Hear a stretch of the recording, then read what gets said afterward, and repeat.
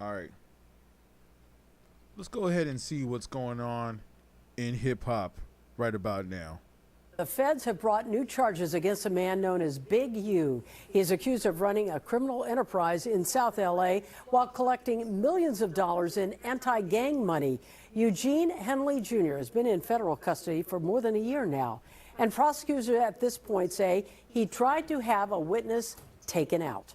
NBC4 investigative reporter Eric Leonard has been following this case since the beginning. He joins us live with an update. Eric. Hi, Colleen. Well, federal prosecutors say this was a plot hatched from inside jail, where they say Henley was trying to pay other inmates to go after and attack a key witness. This allegedly happened last month while Henley was awaiting trial on conspiracy, racketeering, and fraud charges. This is Eugene Henley Jr. in a sketch from one of his... We're just looking at this right now because this is news that's going on right now in hip hop. Well, I wouldn't say hip hop, I'll say rap culture. But, you know, right now we're just looking at a lot of things that are just happening around the culture. So let's take a look. Initial appearances in federal court after he was arrested last year. Part of the initial case accused him of diverting public and donor money from his gang intervention programs and enriching himself. The feds say while he carried himself as a reformed gang leader working to prevent violence, in reality, he was still a shot caller on the streets, running a large criminal organization. Mr. Henley operated Big U Enterprises, a mafia-like organization that utilized Mr. Henley's stature and long-standing association with the Crips criminal street gang and other gangs here in Los Angeles to intimidate businesses and individuals in our communities. Now, 17 months after that arrest, the feds have brought new charges, alleging that Henley hatched a plot from behind bars to take out a witness against him. A superseding indictment unsealed today says on June 10th, last month, Henley offered to pay 2 inmates to kill or harm victim 1 in order to prevent that person from testifying. There are other new charges that allege Henley was involved in moving women across state lines for prostitution in 2022 and 2023, and that he filed a fraudulent application for a COVID-19 disaster loan. Henley's organizations received millions of dollars in public money to run anti-gang programs in South Los Angeles, much of it funneled through the mayor's office and its gang reduction and youth development program. Can't really be upset at that if he finagled and found a way to finagle the government. Can't really be upset at that one. Yo, let me just repeat that. That's a interesting saying right there, that this man actually found ways to get millions of dollars from the mayor's office to run an anti-gang program, even though he was still calling shots from the streets and from the jails. Judge Henley was involved in moving women across state lines for prostitution for a COVID-19 disaster loan. Henley's organizations received millions of dollars in public money to run anti-gang programs in South Los Angeles, much of it funneled through the mayor's office and its gang reduction and youth development program. Henley's defense lawyer says his client maintains his innocence and plans to fight all of these charges in court. I'm investigative reporter. So, yeah, interesting how this whole plot thickens with Big U. We're going to see what happens. What's really interesting is that him and Whack 100 have been beefing. But let's go ahead and see what other topics were going on in hip-hop right now. I mean, of course, there's always a lot that's going on. I've actually heard some people talking about the J. Cole album. I want to talk about some real stuff, though. I mean, I know that Meek Mill had dropped a single. We have some fake rappers that are still getting promoted. I don't even know how they're getting promoted. Yeah, man, this is the late night hip hop hour. I wasn't even going to jump on here, but I said, like, you know what? We got to do this. We got to talk about some hip hop. You know what I mean? Like, we got to always keep up to date with what's going on and what's going on in the trends of the music industry and the music business. Since we're here, real quick, and Meek Mill just dropped a new track. Let's go ahead and check it out real quick.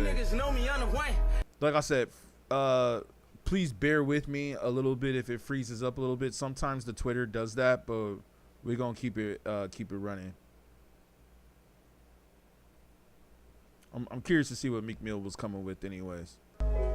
Yeah, these niggas know me, I'm the one. I get money, they can't hold me. I been busting out APs back when these niggas was rockin' rollers. Y'all only knew about Jay-Z, till y'all seen me and my homie. I was really chasing my dream. I had like 20 bands in the 40. I had a new Glock with a Chevy. I met ball got heavy. It was a seesaw with this trap shit, but I bounced back, I'm ready. It was a seesaw with this rap shit, me and Reed going back at it. I spent nights up in this shit. When my blood tears got tatted, I cut cuz he ready. I cut bro cuz he hate. I can't be around no jealous shit, I'm really the motivation. I can't be around no telling shit, that give you location. I get money, pop that shit and help get people on probation. I'm like, hold up, wait a minute. AR got like 80 in it. Once we start, we taking niggas. I'm too rich to fake it with you. I had AR out in Paris, so that I love I'm playing with her. Yeah, I liked her, but I cut her when I found out my man hit her. Yeah, this shit getting realer and realer. We trying to survive, we fighting the system, shit like through the Manila. When we outside, it ain't no fear. We putting on killers on killers. We hitting niggas with slugs. Locked in the system, ain't no fear like mama. Give me a hug, cold nights. Locked up in the summer. Niggas ain't give me no love. Cold nights. Fucked up with no money. Niggas ain't give me a dub. I was trying to track my cousin. Told me he won't give me no drugs. I look my cousin dead in the eye like Brody. Give me them guns. I started tweaking like 20 bands in the 40. I'll say this. I had a new Glock with a I'll say this, man. Chevy. I met ball got heavy. It was a seesaw with this trap shit, but I bounced back, I'm ready. It was a seesaw with this rap shit, me and Reed going back at it. I spent nights up in this shit. When my blood tears got tatted, I cut cuz he ready. I gotta say, man, Meek Mill is kind of underrated now. I mean, he's not really underrated because he did have some mainstream success. He was doing the whole bunny hopping thing with what's his name? Mike Rubin and the Billionaires and stuff. So, you know, he definitely was kicking it with the Billionaires and part of the Billionaires Boys Club. Taking it right there. You know what I'm saying? Leave me no choice. I'll give him that. But the one thing is, though, is that and maybe this has to do with the battle that he did with Drake, right? Maybe after back-to-back, he never really got the credit that he deserves. But I got to tell you real quick that Meek Mill, and now that I hear this, I got to say, man, he is low-key an underrated rapper. And maybe he got a lot of slack because of the whole Diddy thing. Like, you know, he didn't really get his credit that he deserved because he was taking those weird pictures with Diddy and, you know, probably in those freak-offs and all that stuff too. But it's like, you know, and I mean, he had his little success with Rick Ross. And by the way, I know we talked about Rick Ross earlier today, like how he just completely fell off in a way. Well, I don't know if Rick Ross really fell off. I think Rick Ross was always, you know, if you watch the debate that I did, I said that Rick Ross basically is a rapper that's playing a persona, and he is not really real or not really about it. So I'm not surprised to see that Rick Ross album sales did not do well. But the one thing I want to say, though, is that Meek Mill is starting to become somewhat of an underrated rapper, and he's building himself back up again from the underground. So I definitely respect it. Shout out to Meek Mill. You know what I mean? Shout out Meek Mill, for real. I cut bro cuz he hate. I can't be around no jealous shit, I'm really the motivation. I can't be around no telling shit, that give you location. I get money, pop that shit and help get people on probation. I'm like, hold up, wait a minute. AR got like 80 in it. Once we start, we taking niggas. I'm too rich to fake it with you. I had AR out in Paris, so that I love I'm playing with her. Yeah, I liked her, but I cut her when I found out my man hit her. Yeah, this shit getting realer and realer. We trying to survive, we fighting the system, shit like through the Manila. When we outside, it ain't no fear. We putting on killers on killers. We hitting niggas with slugs. Locked in the system, ain't no fear like mama. Give me a hug, cold nights. Locked up in the summer, niggas ain't give me no love. Cold nights, fucked up with no money. Niggas ain't give me a dub. I was trying to track my cousin, told me he won't give me no drugs. I look my cousin dead in the eye like Brody. Give me them guns. I start tweaking, I get that weed in me. Like the whole city of the real niggas saying they believe in me. Like I'm a lighter, I'm tripping on it, I put VVs in. Acting like he pressed me, that pussy. Nigga said please to me. I just got ate up back in the Maybach, Uzi V's in it. I got my cake up, my estate up, shit like a breeze to me. Y'all niggas better wake up, I got ain't no lean in me, lean with me, rock with me. I think you already put a video up. Let me cut, and I put them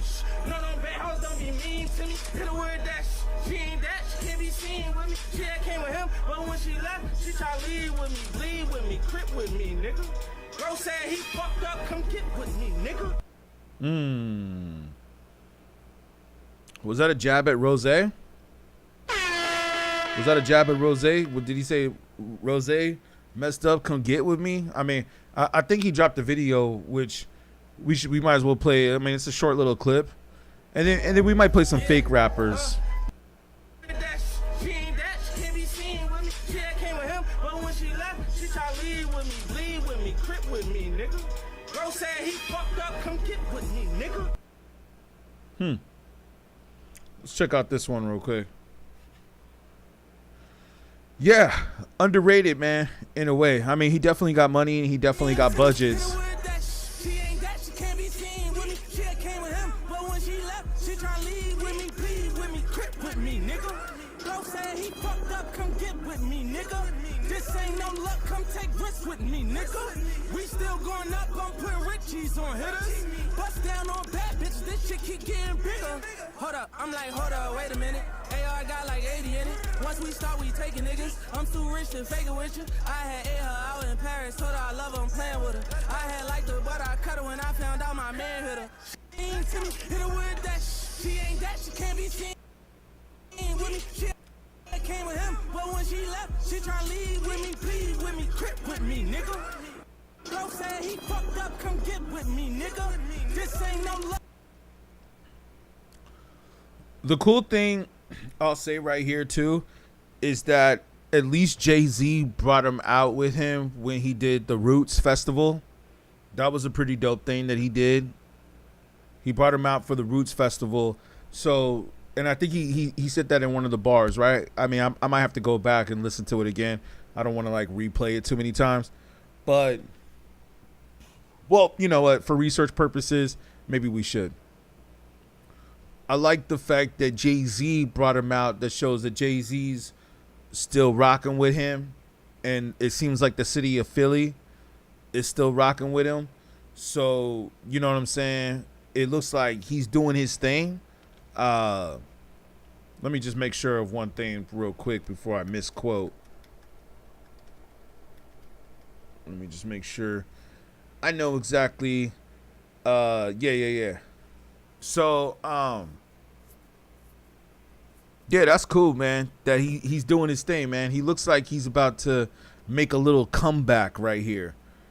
Like I said, I mean, Meek Mill is not my favorite rapper, like one of my favorite rappers, but I gotta say, man, off of his drive and his hustle and his status and what he's doing, it looks like he's making a solid comeback, especially for all the people who hated on him and who were talking so much trash. It looks like he's finally coming back, man.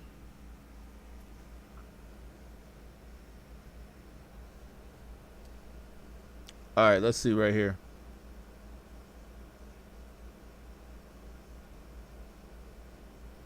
Or should we watch the degeneracy of Lotto? Should we watch the degeneracy of Lotto? Now, we'll get into the female rappers later.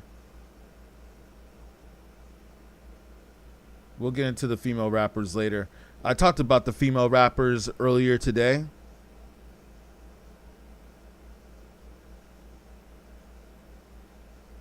I'm just looking at what the topics are right now that's coming out.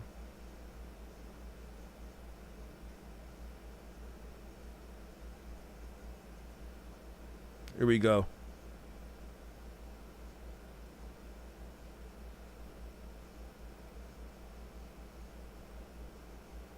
All right, here we go. I don't understand, too. This is another thing I want to say.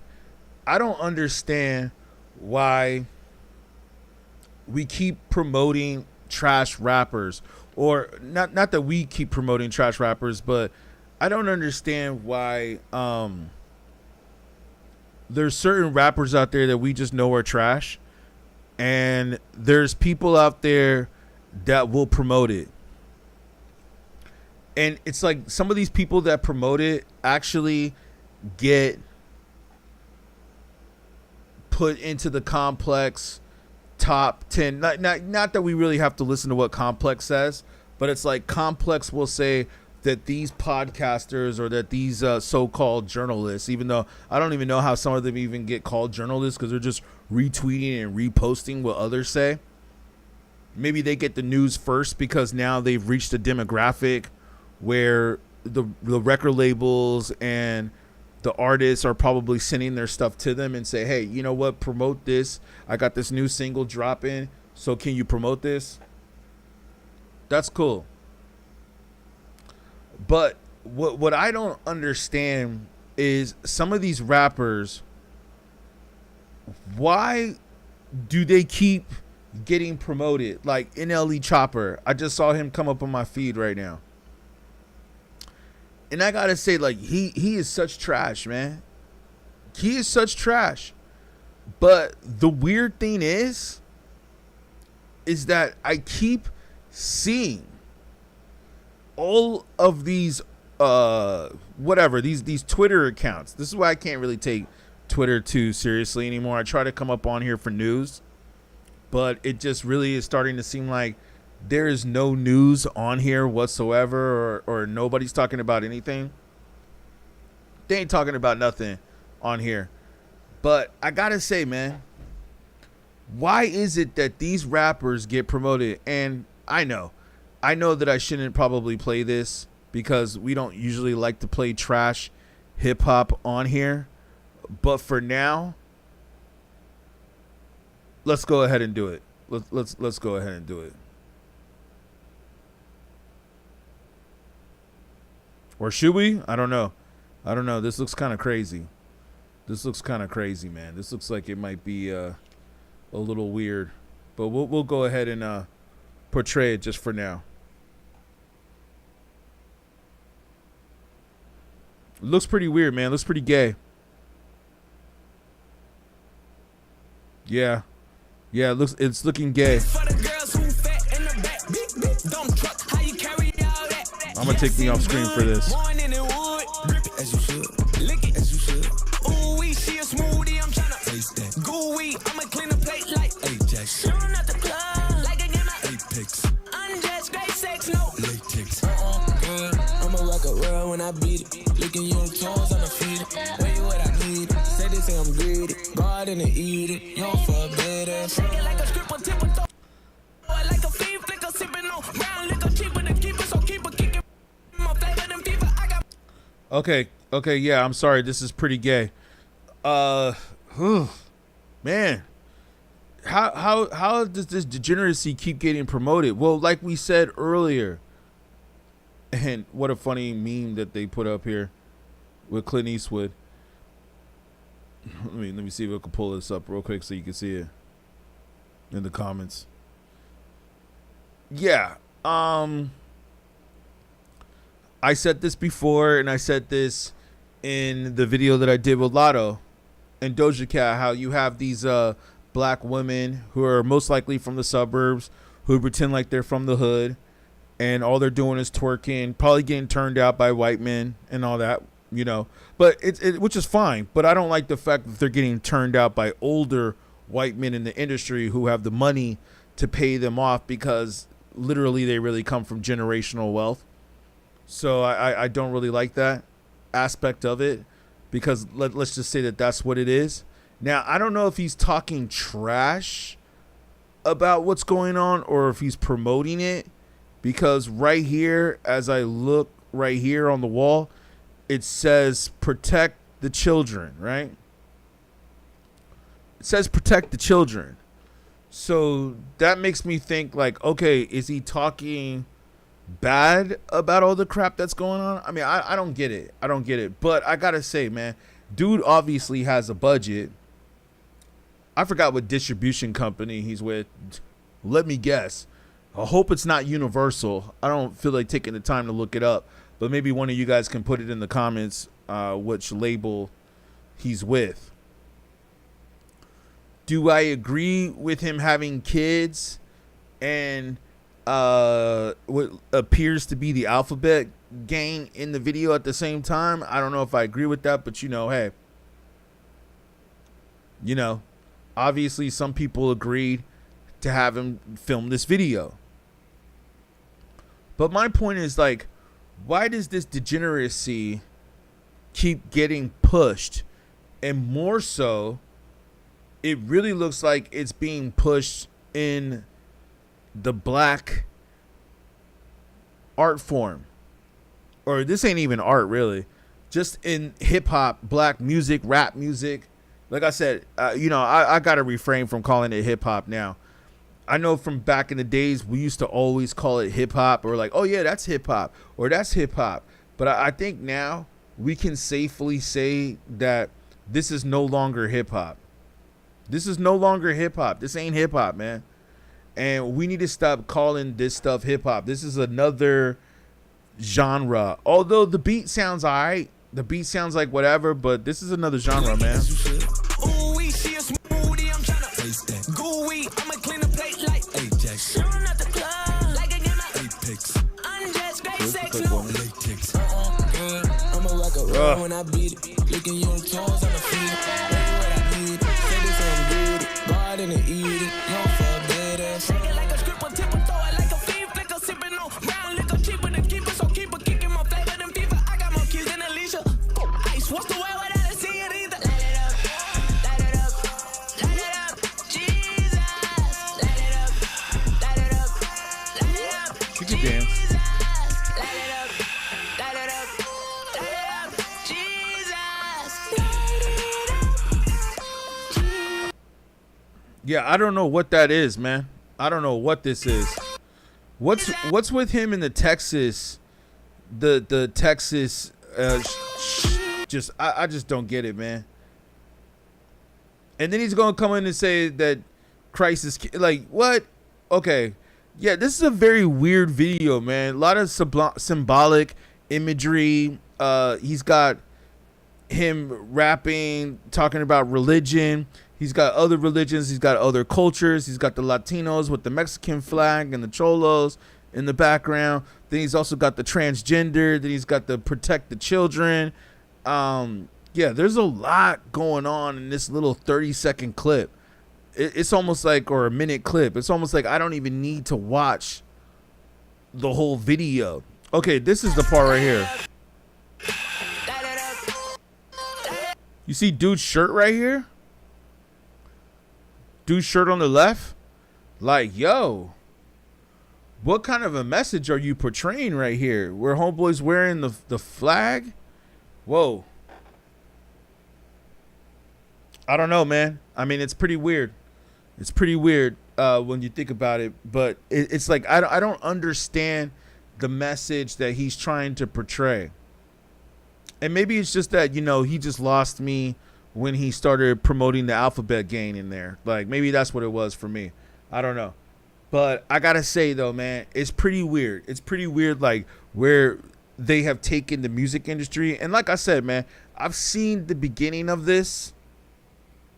I saw the beginning of this in the early 2000s. But I'll tell you the truth, I didn't know it was going to get this bad. But the good thing is, though, is that at least I think that it's starting to somewhat come back around. Like, it's not as, I think people are getting tired, man. People are getting tired of this degenerate rap, is what I call it. It's just stupid rap.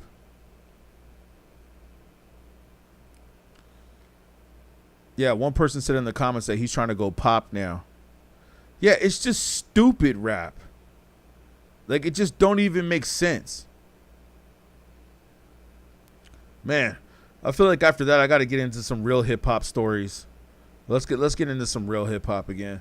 Ugh, we gotta cleanse the we gotta cleanse it now. And then, like, what's he doing with the hair too, man? Like, the hair just makes no sense either. Like, that's another thing, man. What is he doing? Shock value.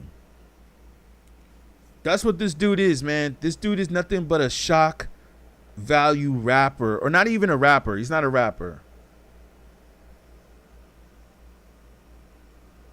He's not even a rapper, man. Like I said, we need to stop calling these people rappers. Like, it's getting way out of control. Like this other dude. I mean, I don't even consider him a rapper. He's a streamer, right? But this other dude, Playboy, what's his name? Or not Playboy. I was going to say Playboy Cardi, but is it Plackboy? Plackboy Max is dropping a project. And guess what he named it? He called it Diva.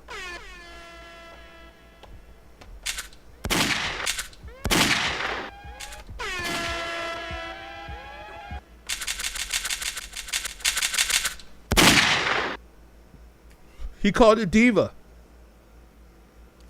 Dude, what, thinks he's Prince or something? I don't know, man.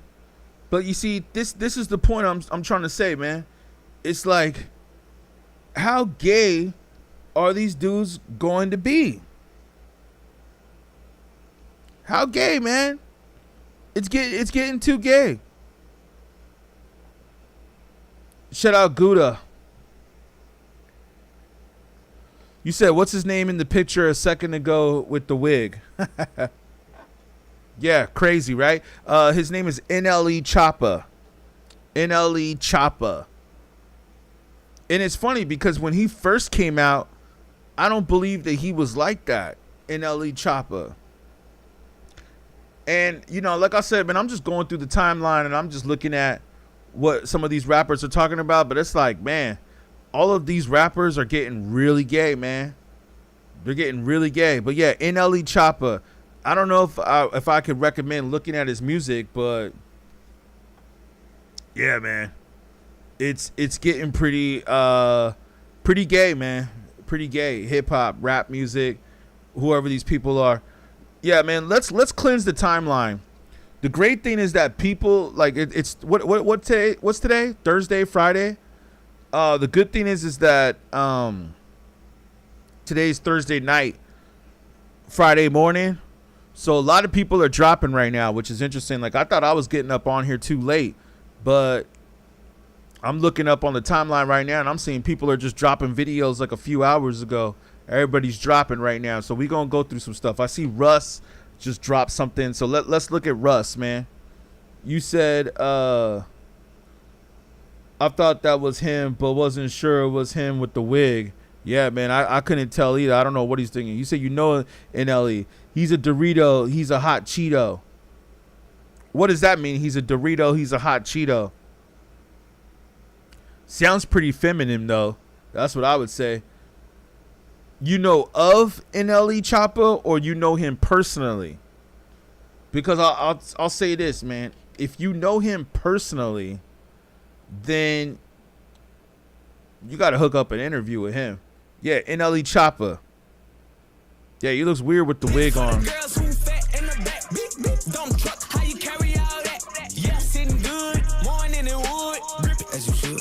He just dropped this today.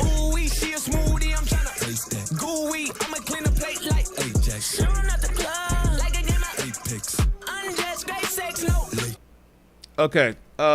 Yeah, NLE Choppa. Let's see what Russ is doing though. Russ just dropped this too. Let's see if he's let's try to cleanse the let's cleanse our ears real quick. Top dollars, what promoter send to me, dropping gems. So every now and then I buy jewelry. Motion doesn't move me. I don't see what you see. They told me there was a seal and I found a roofie. Kick my own ass till I act right and do me. Now I'm walking with a limp like I'm mad, I'm moody. I'm truly infatuated with me and me only. So much on my plate, but I need to eat slowly. The T.O.P. is precarious. Ain't it G.O.D. the only one who gave me charity payments? I know my light shines through in spite of the gray clouds. They don't chase dreams no more, they chase cloud. My bank account and what's in my head is no different. I predicted all this, I could have wrote for the census.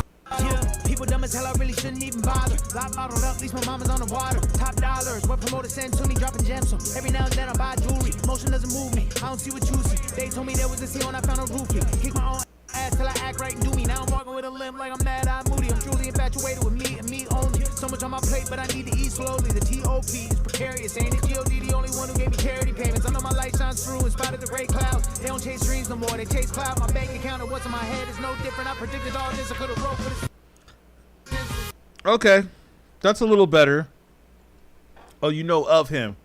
Okay, word. Yeah, I was gonna say, if you know him, we gotta get an interview with him, because like all these rappers, man, like I was doing a talk on NBA YoungBoy yesterday, and NBA YoungBoy And thanks for the likes coming in, fam. I appreciate it, so we can get more people up in here.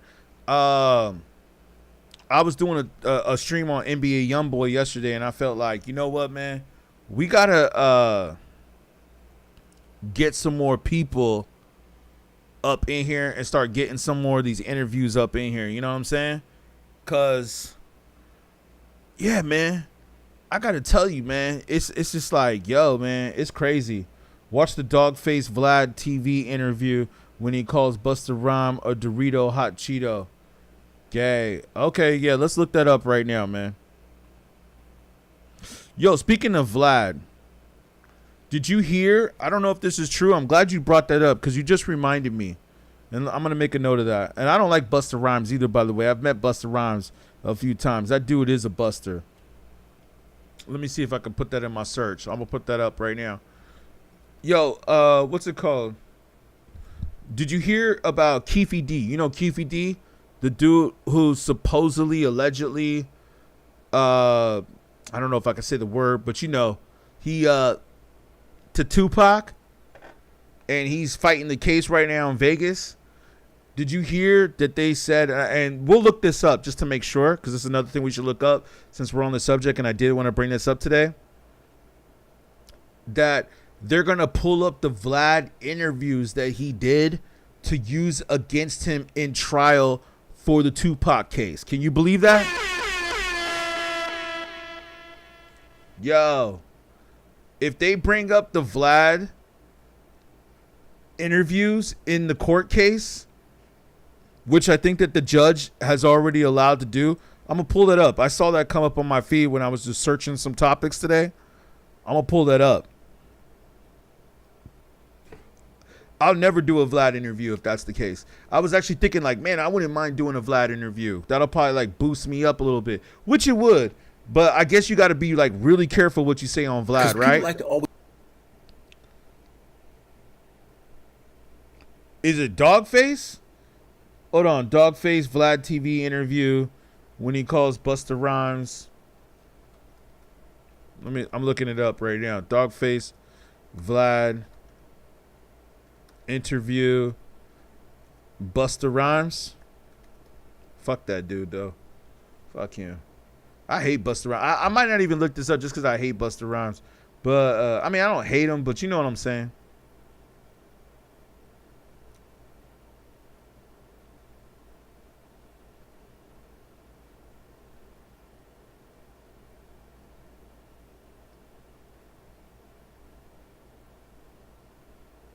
Well, I like what he's saying right here. Let's see. You know what? Out of all those names that you were naming in the last interview, one of the names that kind of bothered a lot of people, dog, I ain't gonna lie to you, man. You said Busta Rhymes. You know, we heard Busta Rhymes, hot sister. I agree. You know what? Out of all those names that you were naming in the last interview, one of the names that kind of bothered a lot of people, dog, I ain't gonna lie to you, man. You said Busta Rhymes. You know, we heard Busta Rhymes, hot sister. Yeah, he is. Cheeto. Or how about this? If you got the link, why don't you put the link in the chat? Wow. Vlad did Q-Tip? That's a big interview right there. That's a big interview right there. While we find that, let me see if I could also find the part where they said that Vlad TV they might be using interviews from Vlad TV in the case against Keefy D.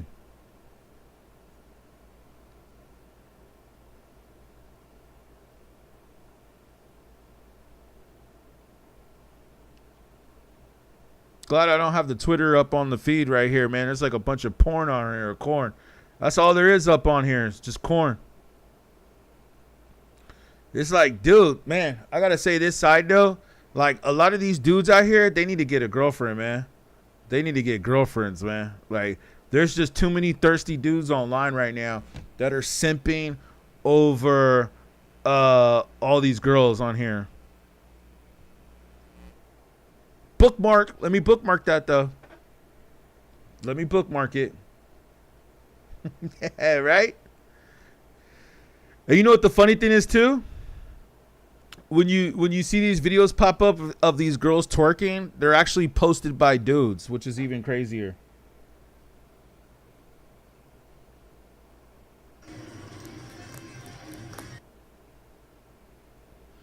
I'm not surprised these guys get away too comfortable talking in these interviews. R. Ab told on himself along with others. Start at the 8-minute mark. Which video was it at the 8-minute mark? Or if you want, you could put it in the chat. Put it in the chat and then I'll find it.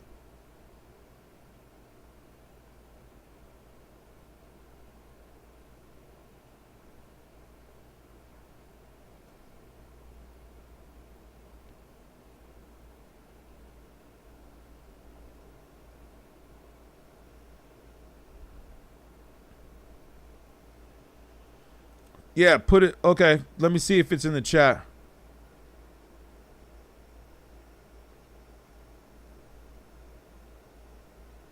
And then, wait, why you do First that? time I met Suge Knight was I'll at pull this a back restaurant up. in L.A. called Palm Restaurant. We gotta pull up the Suge Knight. We're gonna do some history on Tupac as well. We're gonna do some history on some real hip hop in just a moment. How do your to-do list? You know what I mean? Like, I gotta pull that up. But let me see. Did you send the link? I'm not sure if I see the YouTube. Let me check right here. Let me check right here. Or put the title in the chat, in the comments, and then I can search it that way. How about that? You could put the title in the chat, and then I'll just search the title, and then you said at about the 8-minute mark. Let me pull this up.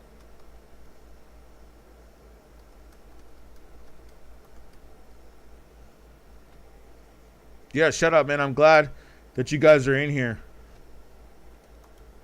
Thank you. And thank you for the likes coming in, man. Make sure you guys like and subscribe to the channel. I mean, you don't have to subscribe, but make sure you like.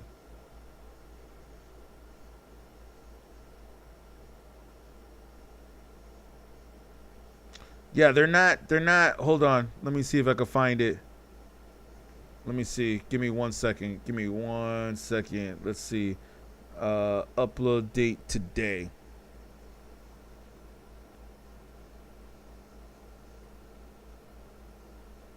Give me 1 minute.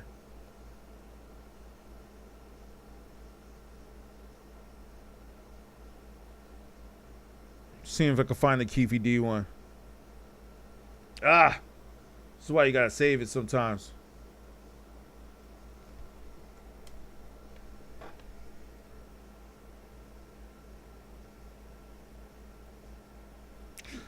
I see a few Dogface interviews. I just wanted to make sure I pulled up the right one. But I believe you, man. I believe you. I mean,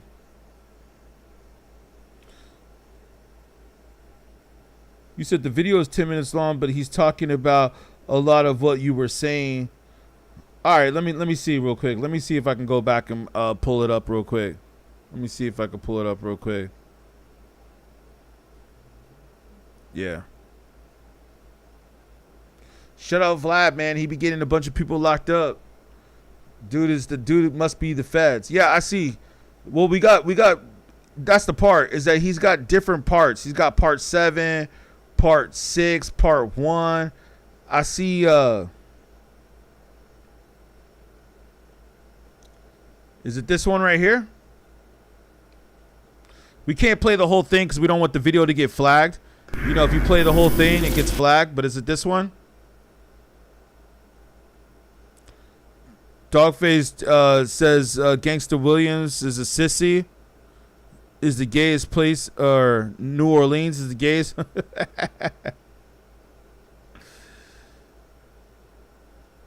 Part 7, yeah. Okay, so about the 8-minute mark.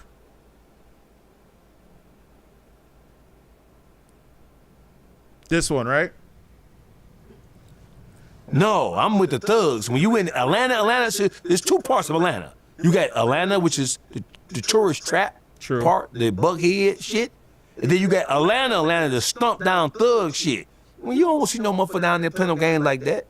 Okay. No. When you talk about thugs, Atlanta is a college town. People forget that. yeah. When you They're talk just about strip clubs. right. When you talk about thugs, let's talk New about Orleans got a thug sissies.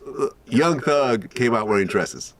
True. Okay, let's just not forget that part of the story. All right, that's how he became popular, wearing dresses. So there's that. I'm glad that Vlad brought that part up though, real quick, about Young Thug wearing dresses. I want to say that too because I've always thought that Young Thug was a trash rapper, and I'm glad that Vlad brought this up. This interview is actually not that old. Like if you search Young Thug on Google, if you look up Young Thug on Google too, right here, and I'm gonna let it play, but it's like if you just put in Young Thug, like one of the first things that comes up on Google is wears a dress. Like that's not something that you should be known for as a rapper. That's not one of the first things when people search your name that should come up, like Young Thug in a dress.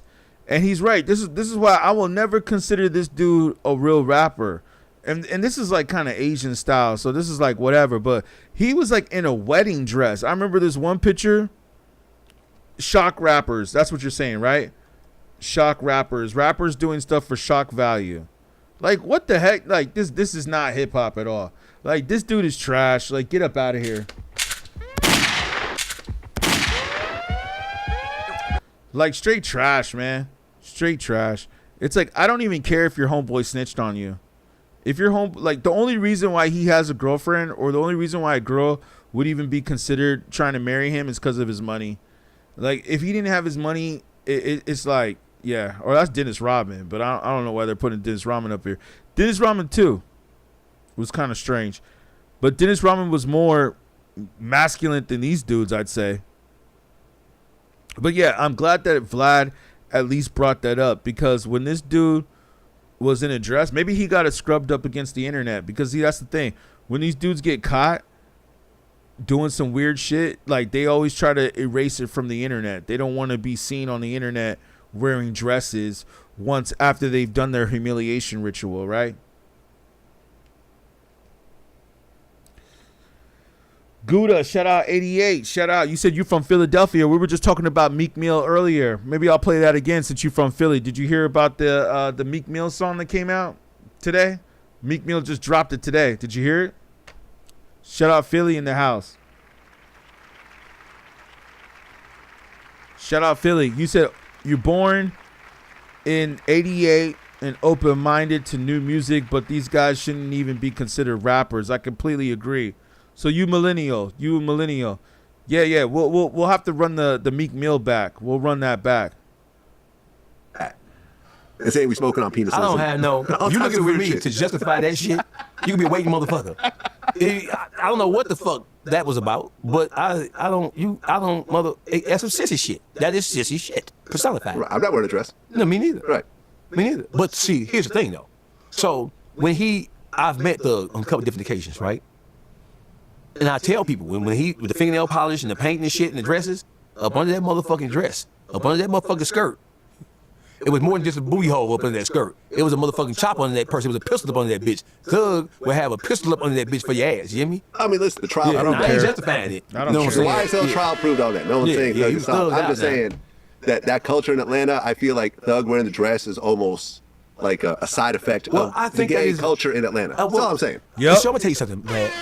I think the high concentration of homosexual behavior in the world of hip hop, I think it was introduced to Atlanta by New York. Maybe. I mean, it started in New York, so you could say that. Right, and people say, well, what does New York have to do with the South? And the South took over, and Atlanta took over. No. The music executives from, and you know this to be true, from the North, from New York, they might. Wait, hold on. Let me run that part back. Was he saying about for hip hop culture, or was he saying about just the culture period? Because if it's the culture period, I say San Francisco, but maybe he's talking about when it infiltrated into hip hop. I'm gonna play the Meek Mill stuff next. Culture in Atlanta, I feel like Thug wearing the dress is almost. We gotta cleanse it after this, so we're gonna play the Meek Mill next. Like a side effect of the gay culture in Atlanta. That's all I'm saying. So I'm gonna tell you something, Vlad. I think the high concentration of homosexual behavior in the world of hip hop, I think it was introduced to Atlanta by New York. Maybe. I mean, it started in New York, so you could say that. Right, and people say, well, what does New York have to do with the South? When the South took over, when Atlanta took over, it was just, no. The music executives from, and you know this to be true, from the North, from New York, they migrated to the South. And they brought that sissy shit, that Russell Simmons, that Diddy shit. I heard this before. Russell Simmons is my friend. He's not gay. Okay. Russell Simmons isn't gay. They brought that No, listen. Diddy, yes. Yeah. Like, when you play with a man's cum and everything else like that, African Bambaataa, gay. Exactly. I get that part. Yeah. Russell Simmons is not going to get thrown in this boat. Yeah, well, okay? how about, I don't know what rumors you heard, but I know Russell personally. That's my friend. We hung out. We done multiple interviews. We talk. He's always been about women. Always been about women. Young women, too. I mean, Kimura was younger than him. Yeah, I ain't even going to knock him for that because that was a common thing even before. Kimura was much younger than Russell Simmons, and I met Russell Simmons before. He's actually a cool dude. And Russell Simmons left the country. He was like, screw America. But let me say this. Russell Simmons, Kimura was in high school when Russell Simmons started dating her. We'll just, she wasn't younger. She was much younger. For our generation, you had me. Russell's straight, man. We're not going to put the gay thing on Russell. Who? How about Busta Bus? I don't know about Busta Rhymes. I've never seen. Me and Busta Rhymes don't get along. He doesn't like me. But all I'm saying is I've never seen any gay shit. He's a flaming hot sissy. I've never heard this. It's funny that nobody gets along with Busta Rhymes. Like when you start hearing people that are kind of in the industry, nobody gets along with Busta Rhymes, and I feel the same way. I don't like Busta Rhymes either. So at least me and Vlad, we have we have that similarity, that in common, that we both don't like Busta Rhymes.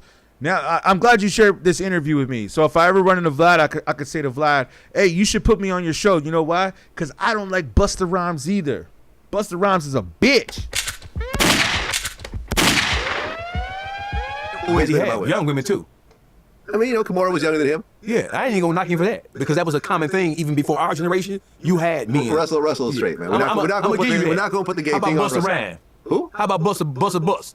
I don't know about Busta Rhymes. I've never seen. Me and Busta Rhymes don't get along. He doesn't like me. But all I'm saying is I've never seen any gay shit. He's a flaming hot sissy. I've never heard this before. He's a Dorito. Okay, I've never heard. He's a hot Cheeto. I think people have said this because like early in his career he'd wear really outlandish clothes and so forth. Oh no. Busta keep a boy around him. He keeps a scantily clad boy around him. I've never seen that. Yeah, I've been in the studio with Busta for like a day at a time. Don't let your steroid body get you confused. Okay. Busta Bus want to be Busta Bust in. Okay, I've never heard this. Oh, okay. No, I didn't know that either, man. I didn't hear this either. Wow. Thanks for the update. Shout out to you, Gouda88, man. Appreciate you, man. Hopefully you follow the channel so we can have you back up on here more times, man. Appreciate that. I never saw this interview, and it ain't that old either. It only came out a few months ago. I think he just did some stuff with Busta Rhymes recently. I mean, or not Busta Rhymes, but with Dogface recently, right? Yeah, man. Word up. Like, that's some good info right there, man. I didn't know Busta Rhymes was playing around with boys like that. I wouldn't be surprised, though, because Busta Rhymes is weird, man. He's a weird individual. He's a strange individual. But I will say this. When I met him, I seen women around him. Like, he was talking to the women. But, it could be all an act, right? They could just be doing that just to look at what's going on, but it ain't really about what's really going on. It's just really to put up a facade, but that's not really who they are. That whole interview of Dogface is good. All right, I'm gonna check it out, man. I'm gonna check that out. Here, let me play you this Meek Mill. Since you from Philly, we gotta drop the Meek Mill for you. You know what I'm saying? Here, let's go ahead and play this. It's pretty dope, man. I'm gonna be curious to see what Meek Mill does coming out here, man. You know what I'm saying? Like, I gotta say, out of all the rappers, as I mentioned earlier, who were like on top mainstream and then kind of fell off a little bit, probably because of the whole Diddy thing and all that, but then now slowly making a comeback, I definitely think it's Meek Mill, man. Right now, he's one to watch for. Check this out real quick. Well, I'll be right back with y'all here.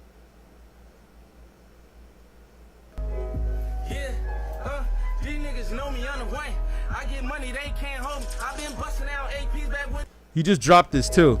Yeah, these niggas know me on the way.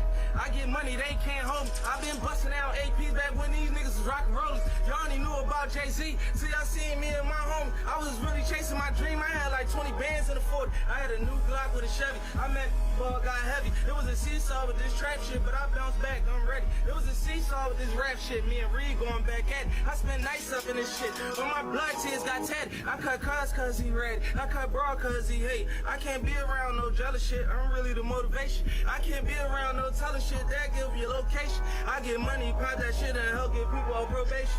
I'm like, hold up, wait a minute. AR got like 80 in it. Once we start, we taking niggas. Yep, same here. I had AR out in Paris, so I love him playing with her. Yeah, I liked it, but I cut it when I found out my man hit her. Yeah, this shit getting realer and realer. We trying to survive, we fighting the system, shit like through the Manila. When we outside, it ain't no fear. We putting on killers on killers. We hitting niggas with slugs. Locked in the system, ain't no fear like mama. Give me a hug, cold nights. Locked up in the summer, niggas ain't give me no love. Cold nights, fucked up with no money. Niggas ain't give me a dub. I was trying to track my cousin, told me he won't give me no drugs. I look my cousin dead in the eye like, Brody, give me them guns. I start tweaking, I get that weed in me. Like the whole city of the real niggas saying they believe in me. Like I'm a lighter, I'm tripping on it, I put VVs in. Acting like he pressed me, that pussy. The nigga said please to me. I just got ate up back in the Maybach with VVs in it. I got my cake up, mine stayed up, shit like a breeze to me.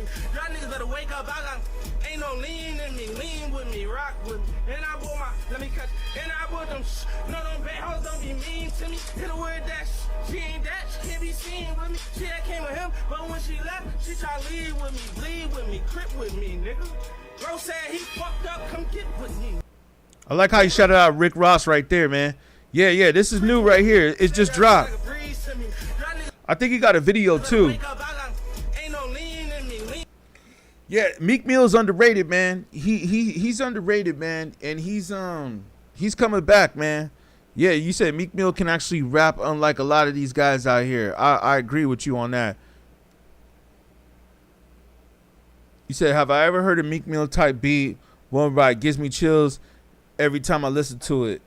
I think I did hear that. Man. I mean, I got some producers that I'm working with, and we've been trying to get some beats to Meek, because I know Meek is cool. Like, he go up on Twitter sometimes, and he'd be like, yo, send some beats. You know, like, he's down to put underground rappers on, or underground producers on, too. But, yes, you are absolutely right, man. Shout out to Philly. That's why I had to play that right there, man, because, you know, yeah, man, I'm curious to see where Meek is gonna go with this. I think he already dropped the video, or maybe he didn't drop the video yet, but he's gonna get ready to drop a video. You said Meek kills it, so you're gonna admit that maybe Meek Mill don't get the love that he deserve. He don't get the shine that he deserve, huh? That's what I think. And I want to check out these XXL rappers in just a minute. We're gonna check out these XXL rappers in just a minute. But here, let me play the Keefy D real quick. Websites your competitors. And then Part two. Hold on. All you do is go. Yeah, let's play the Keefy D real quick, and then we'll play the XXL freshman. Here, I found it. To a trial nearly 3 decades in the making. Dwayne Davis, the man accused of orchestrating the killing of Tupac Shakur, was in court again today. Well, this time, his defense attorney was trying to get 2 pieces of evidence thrown out. Fox 5's Victoria. You said he's huge in Philly. Yeah, I mean, Meek Mill's known nationwide. He's definitely known nationwide, man. He's a legend. You know what I'm saying? I mean, well, he's still working towards that. He's still young, but he's definitely dope. I think maybe the whole Drake thing and the whole Diddy thing might have hurt his career a little bit. Possibly also dating Nicki Minaj wasn't good for him either. But I think he's starting to slowly make a comeback. But let's check out this report right here about Keefy D and all them. Victoria Saha joining us in studio to break down. Oh, yeah. Shout out. You got LeBron. Hey, I don't doubt you, man. You better go to that Sixers game. That's right, man. You got LeBron James coming to Philly. Philly's about to be lit. Man, the whole East Coast right now, man. How y'all got New York Knicks, Jay-Z doing his thing, LeBron coming to the Sixers. Crazy, man. On the latest in court today.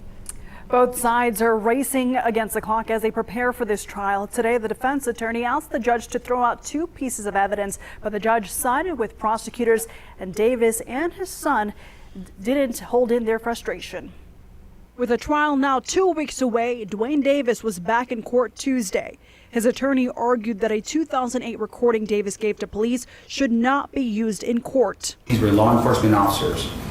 They were in a room. Wait, let me make sure I heard that part correctly. Today, the defense attorney asked the judge to throw out 2 pieces of evidence, but the judge sided with prosecutors, and Davis and his son didn't hold in their frustration.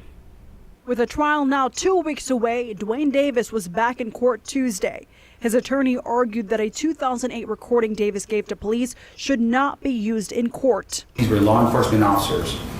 They were in a room having a conversation with my client, to which my client did not know was being recorded. There's no evidence to that. The state pushed back. There is zero legal basis to ever exclude the 2008 recording. And that's what their basis of their motion is only to the recording itself, not to the fact of what he said. The motion is denied if they don't find that there's a law that allows suppression of this recording. As Judge Carly Kearney made her ruling, Davis's son, sitting right behind me, reacted. You can see defense attorney Sam telling him to be quiet. During a private sidebar with white noise over the microphones, the court bailiff warned the son to not speak out again. And Davis also tried to make gestures at him. A second motion was made to dismiss testimony from a witness that could be considered hearsay. I want everyone who's going to get up there have the ability to say what they're going to say. I go after it, but not on something like this, where I have to go after and chase rabbits through the snow, trying to figure out how I'm going to tell this jury why you can't believe that snitch is up on the stand. Prosecutors argued the testimony would give context to the possible gang feud surrounding the case. They're in the middle of a months-long gang war. It doesn't start with the killing of Mr. Shakur. They had been at war before, and they had that war intensified as a result of the murder of Tupac Shakur.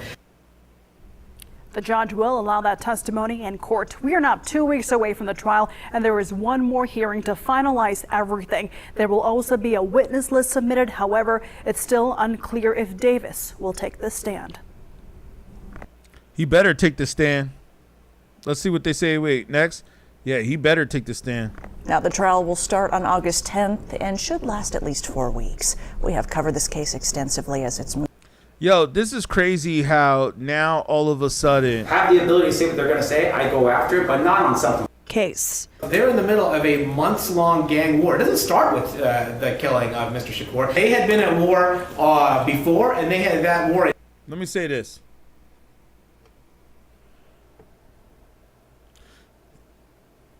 You said Keefe will tell on the others or go out. I can't say that name on the YouTube stream, but I see what you're saying. Speaking of which, there's a lot of crazy things going on with the whole files, the whole EP files inside due to what he knows. Yeah, it's pretty weird, man, because I don't think that Keefe D, and a lot of people will say this real quick. Killing of Mr. Shakur. And it's interesting, too, because I had some Suge stuff that I was going through. I was watching some Suge clips, and that's how this came up in my feed. But it's so interesting that here we are so many years later they're trying to worry about what happened to Pac. You know what I mean? And it's just like, yo, man, obviously Keefe D is the fall guy. And you know what's also weird, too, is that out of everybody pretty much that was there at that time that it happened, other than like Suge Knight, but I mean, he's in prison pretty much gone forever. Everybody who was involved in that, including Diddy, who's still in jail, but they said that Diddy's about to get out. Well, in a couple years, he's going to get out a little sooner than he was supposed to because they couldn't get him on what they wanted to really get him on. So Diddy got really lucky. And, you know, Diddy got the money and the lawyers to get out of that situation. But everybody else that was involved in that, like, is no longer around. It's only Keefe D. He's the only one that is around. And you're right. It's going to be really interesting to see what happens in that trial. So I think that might be, I don't usually like following trials and court cases and stuff like that, but man, some of this stuff I think we might have to follow, man. Some of this stuff we might have to look into, but they didn't really clarify what the interview is or was, but I think the interview is going to be a Vlad interview. I think it's going to be a Vlad interview. Here, and let's pull this up for research purposes. I was watching this old interview. Suge and Vanilla Ice, because let's not forget how they got the money to be able to sign Eminem. A lot of people forget the way they were able to get the money for Dr. Dre and everybody to sign Eminem was through Vanilla Ice. So, but yeah, man, on that whole Keefe D thing, it's going to be interesting. Again, I looked a lot into that case even when it happened back in the 90s, and I looked at a lot that was going on. I don't think he acted alone, just like with Biggie. I don't think they were acted alone. I think there was surveillance. They knew exactly what happened. They knew that Keefe was involved in that. That's the reason why he went up on those interviews and said what he said on Vlad. Not only that, but I think he wrote a book too, which was stupid. He wrote a book, and yeah, they're gonna use all that against him, man. So it makes you now understand, man.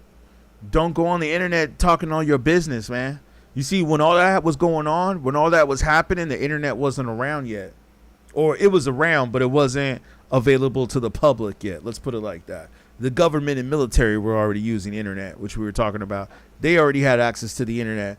But as far as the general public did not have access to the internet yet. So people weren't out there talking their business to the streets. It wasn't until Vlad and other people came along and got the internet and got video cameras and all this and that and said, hey, you know what? Let's film it. Let's have you talk about what you did. Just like you have rappers now rapping about their crimes. And then what? And then they get arrested. And now, like Young Thug, Lil Durk, Gunna, talking all that trash in your raps, and you thought you were tough? Nah, man. Nah, that ain't tough. That's stupid. Gouda, you said you think Biggie and Pac were more issues with their contracts is why they went out. Yeah, I've heard that before. Diddy? Well, that's what Gene Squill was saying about Biggie and Diddy. Of course, there was East-West beef, but I feel the true motive was owning the rights to their music. Yeah, I agree with you. I agree 100%. Shout out to you. Let me give you a round of applause for that. Great comment, man. Great comment. Yeah, I agree 100%. Not just that, but let's not forget when Vibe magazine, and I have this magazine over here too. Let's not forget when Vibe magazine put up the East versus West. So the whole East Coast, West Coast beef was also being promoted by the industry. You know, it's all degeneracy, man. It's like all these rappers out here talking about all this stuff, talking about the violence, talking about using narcotics, talking about sex, talking about all this and that. It's all being pushed by the industry. You know what I mean? These are all degenerate rappers that are being, you know, like look at this video that Lotto just did. Like everything that she does is just so stupid. You know what I mean? Like they're basically SEX workers that are probably being penetrated by the record execs at the record labels and tell them to rap like this, and they're probably doing this for the record deals. Like what she's doing right here. This is Lotto right here. Like, I wouldn't be surprised if this is how she got her record deal.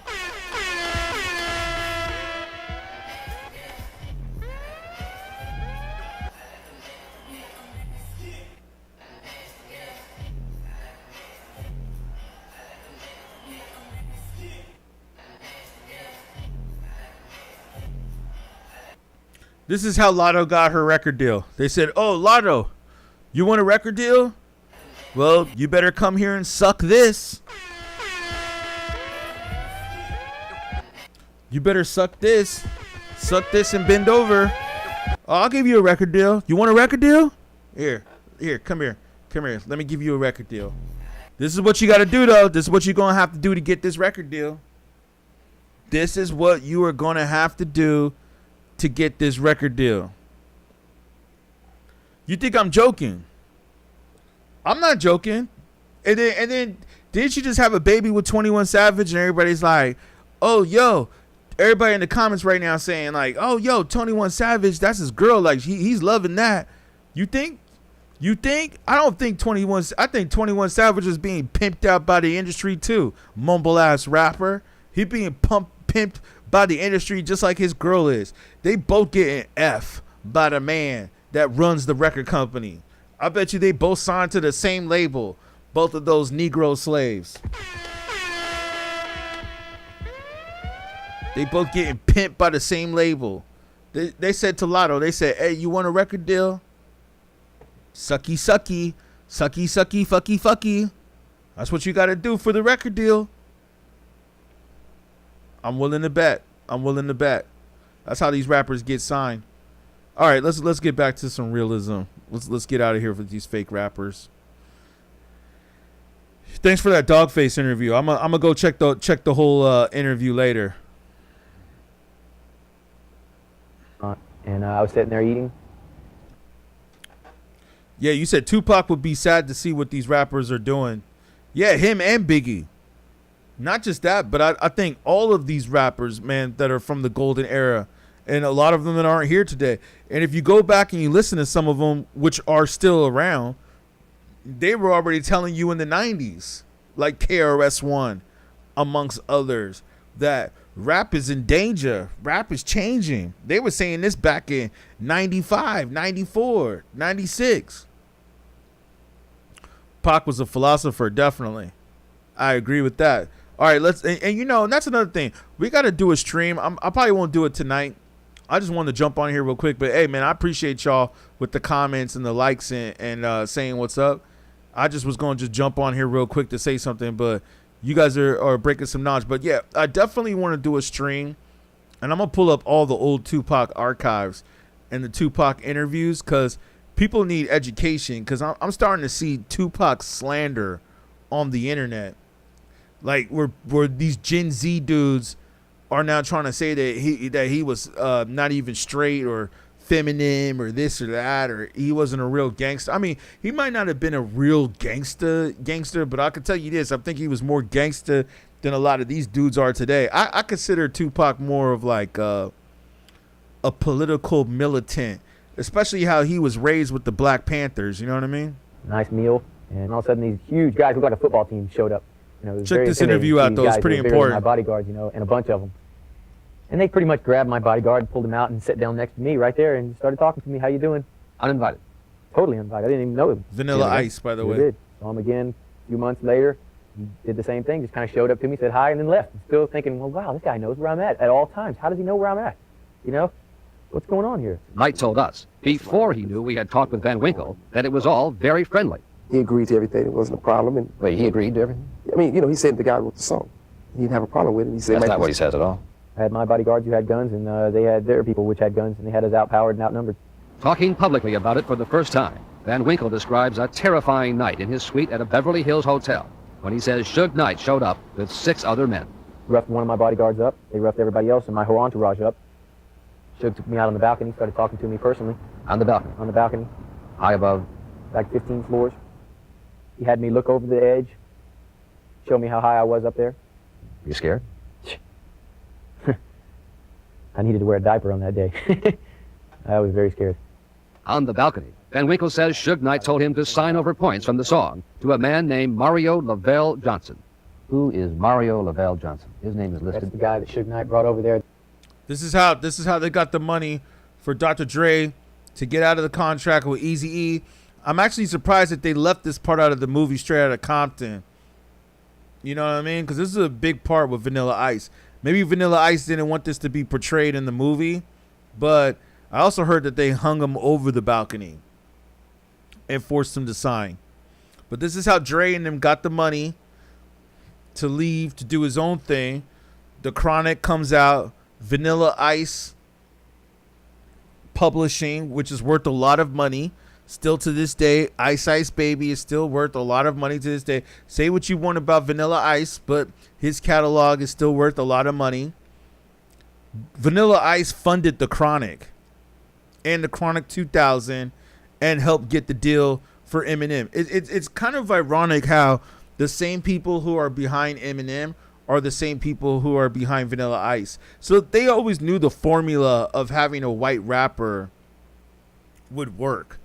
I mean, isn't there an interview, and we can find it later, but there's an interview where Vanilla Ice goes up to say that Eminem learned everything from him of what not to do? It was an acquaintance of mine that had nothing to do with that song. You signed over the rights? Signed over the rights to him, so that Suge and them could get paid for it. So Mario Lavelle Johnson didn't write that song? No way. How much were those points worth? If you gave me $0 $4 million, $3 million, and told me anywhere that I between there. had to $3, start $4 a million. marketing agency or You just signed? a coaching Sign business it. and get a $10,000 Let's run it back. Let's run it back. My bad. My bad. I got an ad playing, but I here. needed to wear a diaper on that day. I was very scared. On the balcony, Van Winkle says Suge Knight told him to sign over points from the song to a man named Mario Lavelle Johnson. Who is Mario Lavelle Johnson? His name is listed. That's the guy that Suge Knight brought over there that was an acquaintance of mine that had nothing to do with that song. You signed over the rights? Signed over the rights to him, so that Suge and them could get paid for it. So Mario Lavelle Johnson didn't write that song? No way. How much were those points worth? About $4 million, $3 million, anywhere between there. $3 to $4 million. And you just signed them? Signed them. And walked away alive. He says you had a number of men there with guns. You then took him out to the balcony, he says. And you said you're going to sign over the rights. Did you do that? No, I did not. It never happened? Never happened. You didn't take him out to the balcony? How does that happen? It sounds like what occurs in other police reports involving you. Again and again, there's a pattern, Mr. Knight, where you do that. That's not true. But in our primetime investigation, we found one court case after another in which Knight has pleaded guilty to criminal charges involving vicious assaults, beatings, a pistol whipping, and on and on. Crazy.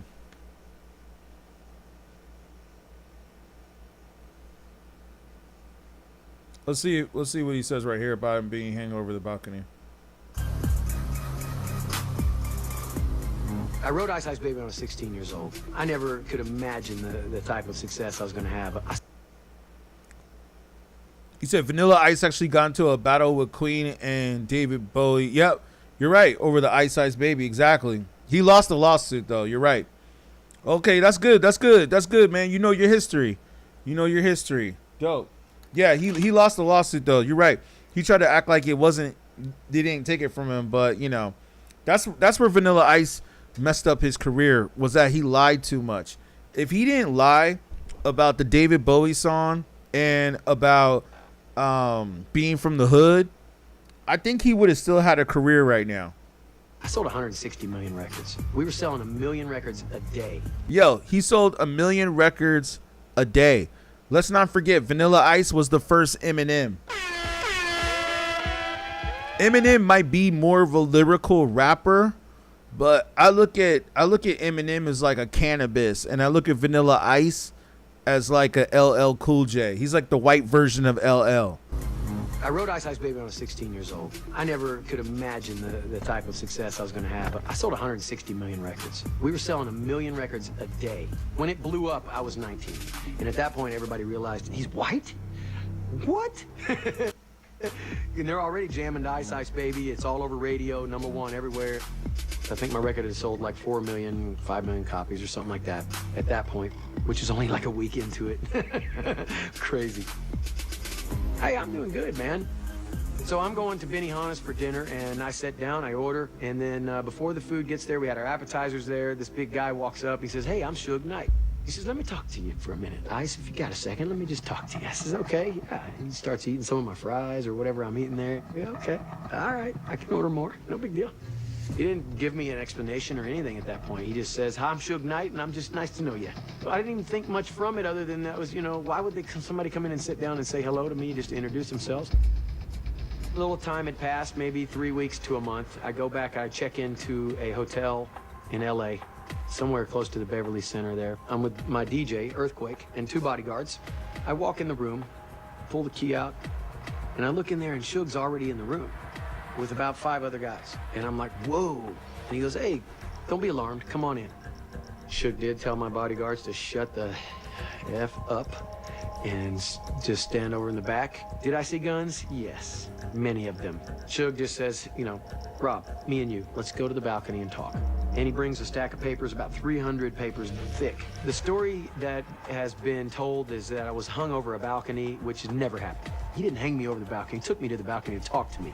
I got it. You don't have to hang me over. I didn't want to question that or test that water, so to speak. It looked like it was freezing, and there was ice crystals floating across of it, so I didn't want to jump right in. You see what I'm saying? Didn't look like a hot tub to me. So I signed the pieces of paper there, and it allowed him to have a few points on the record to the extreme, which turned out to be worth millions of dollars. I didn't know. I'm young. I'm 19, you know. Then I start thinking back on things and going, so that was all about the money for Suge, okay.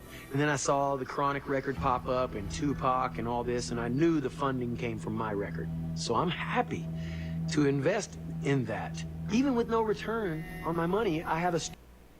Yeah, I heard about that too. That you said about E. Yeah, I heard about that too. I also heard something crazy too when Easy when he went over to the White House. They say they think something happened to him when he went to the White House, but that that could be another conspiracy. You know what I mean? Story to tell that I've invested in some of the greatest hip hop of all time. And I figured let's see what he said right here. I knew here. the funding came from my record, so I'm happy to invest in that, even with no return on my. Wait, hold on. What did he say right here? Crystals floating across of it, so I didn't want to jump right in. You see what I'm saying? Didn't look like a hot tub to me. So I signed the pieces of paper there, and it allowed him to have a few points on the record to the extreme, which turned out to be worth millions of dollars. I didn't know. I'm young. I'm 19, you know. Then I start thinking back on things and going, so that was all about the money for Suge, okay. And then I saw the Chronic record pop up and Tupac and all this, and I knew the funding came from my record. See, the Chronic, Tupac, Eminem, the funding came from Vanilla Ice. So I'm happy to invest in that. Even with no return on my money, I have a story to tell that I've invested in some of the greatest hip hop of all time. And I figured this is the price I gotta pay to just be a part of something that's elite in the rap industry. Well, at least he looks like he's still paid. He still got money regardless.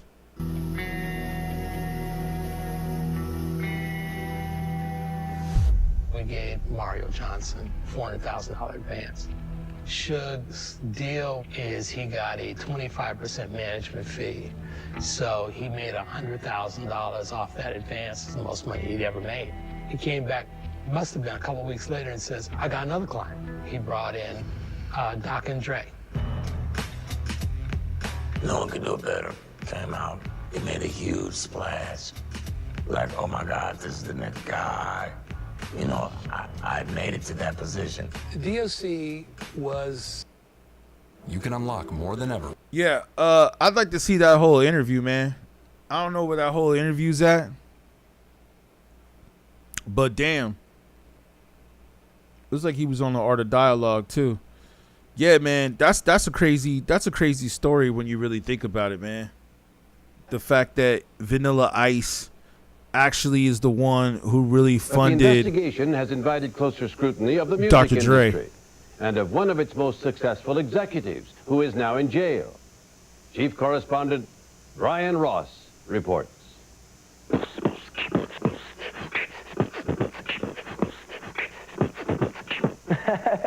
Yeah, I do that. I don't know. Turn off the lights and I'll blow. Under the stage name Vanilla Ice, Rob Van kept going. I was like, oh my God. I was just blown away by the whole thing. I was like, oh, I can't believe this. But now, for what Rob Van Winkle says is good reason, he has moved far away from the recording studios of Los Angeles, as far away as he can. Because I'm scared, that's why. Back then, where I was there. That's the same reason record promoter Doug Young left a job that was paying him hundreds of thousands of dollars. I can't deny the violence. You didn't heard about it. Everybody didn't heard about the violence up there. And that's also the reason there's a loaded semi-automatic pistol next to the bed of recording executive Jerry Heller, and another one hidden in his pants pocket. I have guns all around this house. You know, this art form isn't worth me and my family getting killed over. The reason for all the fear involves the world of this man, the man getting out of the limousine. 6'3", 335-pound Marion Knight, known by the nickname of Suge, short for Sugar. Afraid of him for sure. Yeah, he's nobody to mess with. I think the guy is a serious major gangster. At the age of only 30, and with a lengthy criminal record, including 3 That's why he's in prison. That's why they put him in prison, because they know that he's a serious gangster. felony convictions, Suge Knight has managed to become the head of a $100 million record company and one of the most powerful and feared men in the American music industry. He probably thought that he was like, nobody could stop him. Because this dude did get to a level where he just started acting like just crazy out of control. But I mean, imagine all the things that he's seen, man, and done. Like, look at all the things that he has done and seen. I mean, also not to mention the fact of him being in the car with Pac. All these allegations are lies. Lies, lies. For the last few weeks, Knight has been running his empire from a... Yeah, we were talking about Big U earlier, too. Interesting you say that because this situation kind of reminds me of Big U. ...cell in the Los Angeles County Jail while he awaits a hearing on charges he violated his probation from a particularly vicious assault case. And this was a long time ago. This was before he caught the new charge, so he had got out after this. This is before he went back. And with that kind of money, big established media companies, including Time Warner, Sony, and MCA, have at one time or another lined up to do business with Knight, despite his criminal... And you got to remember, too, the hip-hop was crazy back. I'm going to tell you like this, yo. I think that hip-hop was crazier before the internet. I think the internet technically made hip-hop soft. Yeah, you're right. Big U learned nothing from Suge. I completely agree, man. I think they didn't learn nothing from anybody, man. I don't think these dudes really learn until they go through the system. I don't think they really learn. I think everybody thinks they're hard and everybody thinks they're tough. I heard Whack 100, speaking of which, they had a phone call. Let's see if we could pull that up. Academics was covering that earlier. I mean, I don't know if we want to pull that up, but it was like they was just like talking trash to each other, you know what I'm saying? Like, and Whack was like, come through, pull up.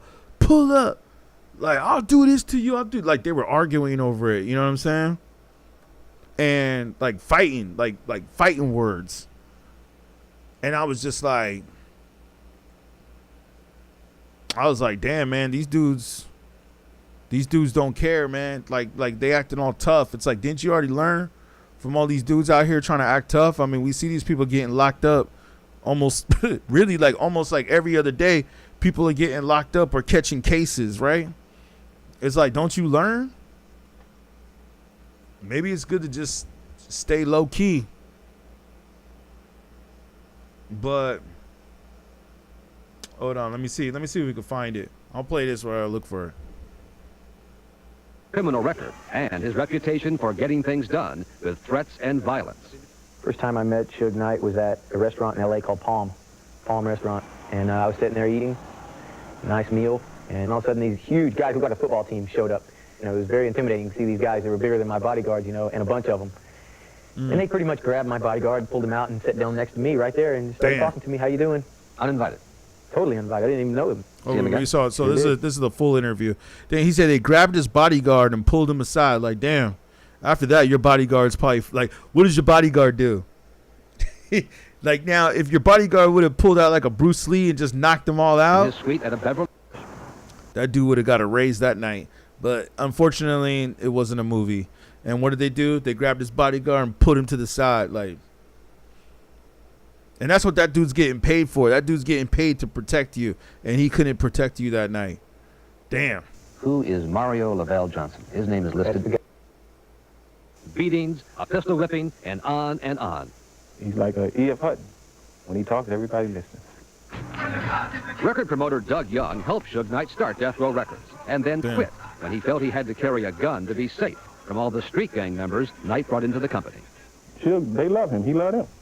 But Young says the big record companies have only themselves to blame, as Knight, who pointedly dresses in all red, the colors of the drug-dealing Blood street gang, was seen by black rap artists as someone who could keep white record executives and lawyers from cheating them on their contracts.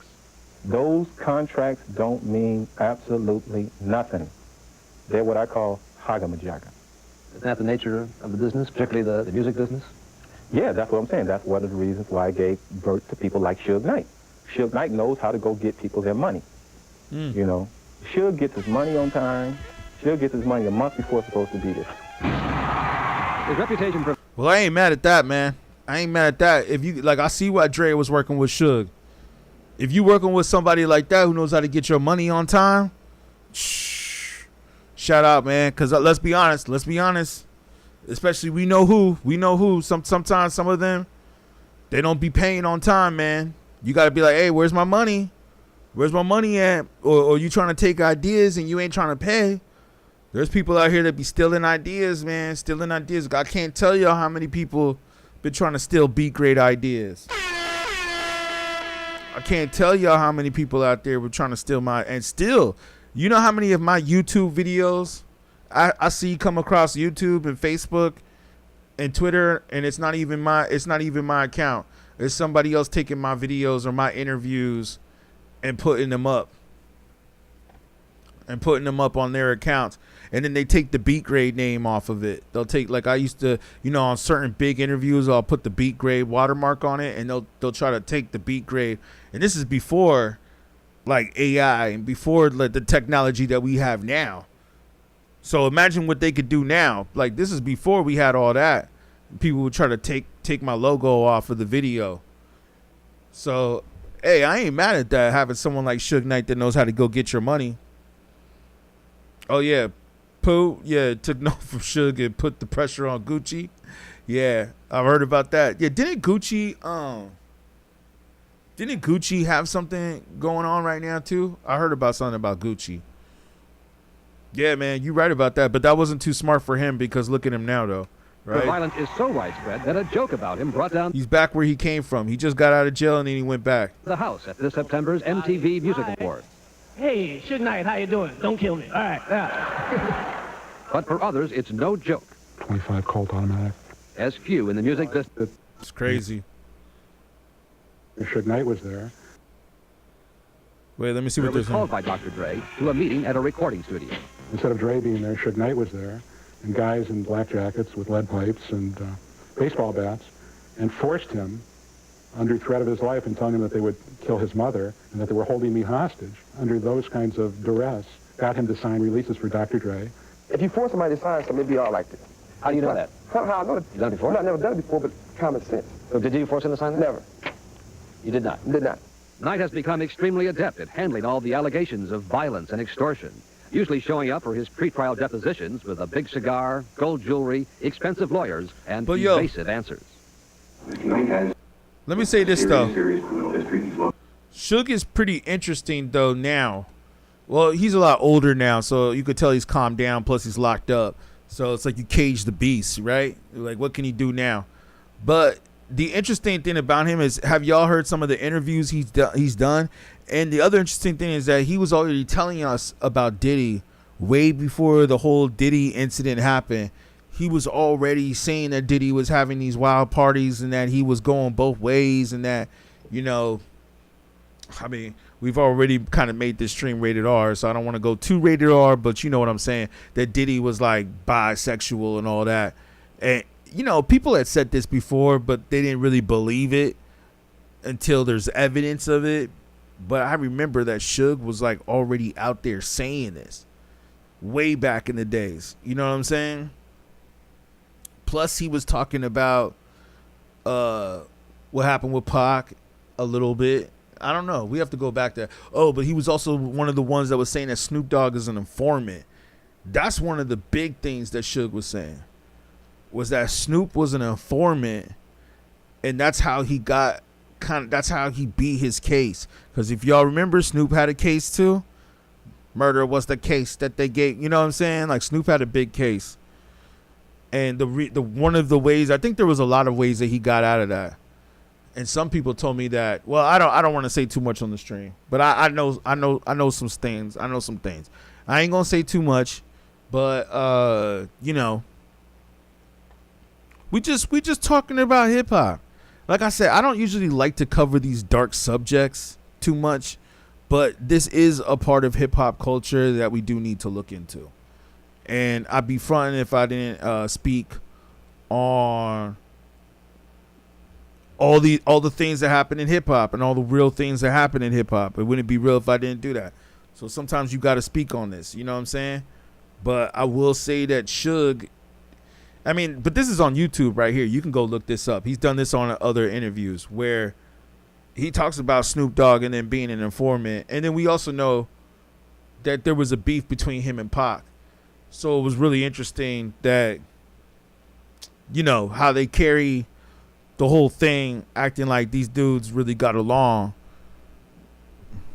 I mean, I think they got along at one point, but then we all saw the movie. I mean, we knew this before the movie, but the movie even portrayed that Snoop did some things and said some things on the radio that Pac didn't like. Gouda, you said Suge is the American dream. They need to make a movie about him. Yeah, they have movies where they star him, or like, you know, he's portrayed in like the Pac in the Straight Outta Compton, and in those movies he's portrayed in a pretty good role too. But you're right, they should make a movie just on him. I don't know if they could yet though, because he's in jail for that case. So Hollywood probably won't let it happen. You know, they don't want to make big movies about black people who cheated the system. That's what Pac did. Yeah, that's what Pac did. Yeah, Suge was always speaking the real, man. He was like, you can't, you know, I met Suge Knight once too. I don't ever say that. I met him once. He was faded when I met him too. I met him at the club. I was in Hollywood once. Met him at a club, and I was actually slanging CDs, and I gave my CD to him. You know what I'm saying? And I remember he like put his arm around me. Yo, I wish I had a cell phone back then. This is like way before cell phones were around. This was probably like maybe like 99, 2000, somewhere around there. Maybe a little later, but somewhere around there, early 2000s. And yeah, I remember I met Suge, but you know, cell phones weren't really around yet. They had like flip phones, but the cameras weren't that good. You know what I'm saying? Or people had like Blackberries and stuff. But I just remember like Suge like put his arm around me, and then he had another dude that he was chilling with, and he put his arm around him. And he's like, "Yo, y'all are two rappers, right?" And I guess the dude that he put his arm around was a rapper too. That probably hit him up. He's like, "Yo, y'all battle." He's like, and whoever loses, he said, "I'm gonna fuck y'all up." You're like, did I make Suge sign anything? I should have, man. He was fucked up. He was faded. And then there was like girls that were there too. So then like when the girls were there, then like the girls got his attention. But the funny thing is, I do remember this. The girls were with these guys, and Suge was like, "What's up?" to the girls. Like he like all this, like he put his arm, like I'll tell you this, like, and Suge is a big dude. Like Suge was like up there. So when I saw him, I was like, "Damn, dude, like this dude's fucking huge." Pause, right? But I was like, yo, man, Suge is a big ass fucking dude. So I can see why he's intimidating. I mean, didn't he used to play football? He used to play for the Rams, right? But I just remember when he put his arm around me, I was like, I wasn't expecting that. I was just like, yo, Suge, what up? I was like, yo, check out my CD. If I knew what was going to happen, I would have got Suge to like, I would have got his autograph or something if I knew that things were going to go the way they did. You know, you're thinking like, oh, yeah, I'll probably run into Suge again. Yeah, you know, I'm in L.A. I was like, I'll run into him again. But I just remember, yeah, man, when he put his arm around me, I was like, damn. Because I always heard about the stories about him beating people up. This is actually, yeah, so this is like 2000 something. Because this is right after like the Pac thing that happened, or not too long after Pac. So it's like, you know, this dude was in the car with Pac. You know what I'm saying? Like, you know, you hear stories about him beating people up. You heard other stories too back then. You know, beating people up just because they couldn't rap. Like, he would beat people up because they couldn't, or him and his people would beat people up because if they couldn't rap. Yeah, Suge was, yeah, okay, yeah, he was in the Rams training camp and never played. Right. But it was like, yo, man, so I thought like, dude, I thought I was going to have to battle this dude. And if I didn't win, they were going to whoop my ass. Like, that thought did cross my mind. I was like, yo, I better be ready. But I was ready, though, too. I was like, yo, this is how it goes down. This is how it goes down. Like, obviously, I was ready. I mean, I walked up to Suge and said, hey, what's up, Suge? Like, I walked up to him. Like, he, you know what I'm saying? Like, what's good? What's good, Suge? Like, I already knew him. But I'll say at the end of the day, Suge was cool with me. Like, after he put his arm around me and he was like talking, he was like laughing. But like when he said it, he was laughing too. He wasn't like, he's like, I'm gonna fuck you up. You know, he was all drunk and shit. You know what I mean? Yeah, all these dudes are like bodyguards. All these dudes that run the record company. Look at Top Dog too. Top Dog, Kendrick's dude. You know, the dude that signed Kendrick, Top Dog from TDE. He's a big dude too, man. I met Top Dog a few times. I've seen Top Dog. Like, all these dudes look like they're like bodyguards and football players that run these record companies. But I just remember, let me tell you this, though. When he was talking to the girl, I just remember that, like, he started talking to the girls. There was like 2 or 3 girls there and like some other dudes that were standing around trying to, like, you know, talk to him too. And he was like, yo, I forgot what he said. Something like, hey, I'm going to take your girls. Hey, your girls are coming with me now. And they were like, oh, okay. I guess we're going with Suge. White girls too, by the way. These were white girls. And I was just like, wow, all right. You know what I'm saying? We were in Hollywood, you know, somewhere out in Hollywood.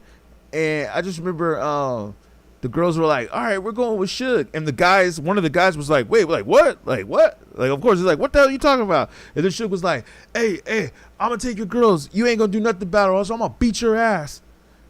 Like, straight up. Like, he said that straight up to the dudes. He's like, I'm going to beat your ass. And the girls were like, just go. Like, just get out of here. Get out of here.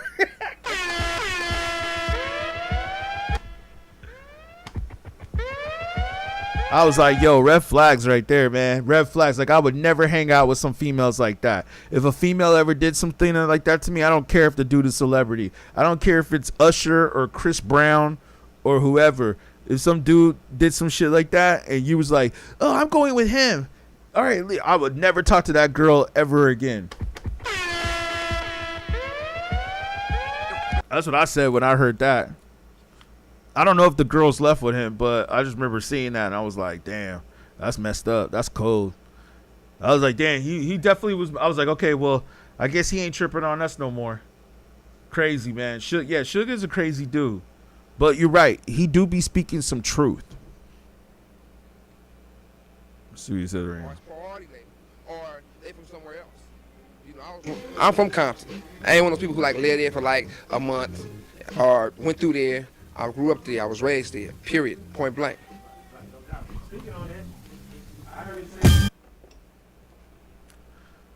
Compton. And everybody else, they work for the majors. So if somebody go to do a deal somewhere, they got to go get at the majors. And what happens is you got the house niggas. So if you go to a major, if you go to Sony, if it's Universal owns Interscope, Universal owns Polygram. And look, he was saying this a long time ago, and it's still like that. Universal owns A&M, Universal owns Def Jam, all that stuff. So Def Jam owns Rockefeller. So technically, Universal owns all the record companies, so therefore, Universal really is just... All these rappers are really just signed to the same record company, if you really think about it. They're just all entities of different record labels, but at the end of the day, they're all the same record company. So like Playboi Carti, Kendrick Lamar, Drake, Taylor Swift, Eminem. Who else? Come on, name some people, man. Name some people. Future. Probably even Dirk, Jay-Z, Kanye West. I know I got some more on my wall. Wu-Tang. All these dudes, for the most part, are signed to the same company, but they all act like it's like different music or different, which it is different music in a way, but a lot of these cats are all signed to the same record company, because if Universal owns them all, then it's like Universal has the final say. Even though they may show like, oh, they're on this label, or Kendrick's on PG Lane, or Drake is on OVO, or Lil Wayne is on Cash Money, or what's his name? Yeah, J. Cole. J. Cole's on Dreamville. But the interesting thing is that all of these labels, and you can look this up because I did my research on all of them, all of these labels are signed or distributed by the same major company, which is Universal. So technically, they're all signed to the same labels. This is why I can't really take the Grammys anymore, or take the Grammys seriously anymore, because it's like everybody that wins a Grammy, 9 times out of 10 is signed to Universal or signed to another major that's like tied to Universal. Like, what if it's not Universal, it's Sony? Like, that's a major label too. I mean, come on, they just did Spider-Man. I say Sony's pretty major. Let's not forget the movie companies and the movie companies, music companies are all tied to each other. So if they make a bunch of money on the movies, You don't think they're going to put some of that into the music and vice versa? I mean, you still got Universal Pictures, Sony Pictures. You know what I mean? Warner Brothers, Warner Music, Warner Brothers. It's the same shit, man. The same people that are doing the movies are the same people that are putting out the music. Yep, Drake's lawsuit was against UMG, was nuts when you really think about it. Exactly. And he's still trying. It's like, dude, everybody is signed to Universal. It's almost like once you get a rapper that like makes some noise, it's like Universal just comes and gets them. Universal just says like, oh, you know what? We're going to give you a record deal. All you got to do is go viral with some of your songs. Once you go viral with some of your songs, Universal most likely is going to sign you. So Universal owns Rockefeller. Universal owns everybody. So if you get a guy that works for Universal and he's black. Yeah, see, I just said that. Jay-Z, the house Negroes, right? I know he's already going to come with the black people that work at Universal. They're the house Negroes. That's why they're there. They're there to calm you down. And Universal say, okay, I'm going to give them $1, hypothetically speaking. Their whole thing going to be is this. They're only going to give you a quarter, but I can get you 30 cents. So when they go to their boss, they can say, look, boss, you was going to give him $1. I got this nigga for 30 cents. So that keep them a job a little longer. So there's nobody in this business you can really deal with or fuck with to try to get no game from. Because I tell everybody all the time, own your masters, own your catalog. Can't none of these niggas say they own their masters in their catalog. If they do, they lying to you. Or they going to say they own some of it. Or they going to buy it back. All that is bullshit. Not knocking Russell or nothing, but they had an He's right, though. Jay-Z just bought his back. interview. And Drake, right? On Russell on Def Jam. And they was like, well. Let's not forget Kendrick, PG Lane, where he tries to act like he's all independent, still distributed through Universal. Let's just fact check that real quick for all the haters. Let's just check that for all the haters. So in case you guys think I'm making this up, yeah.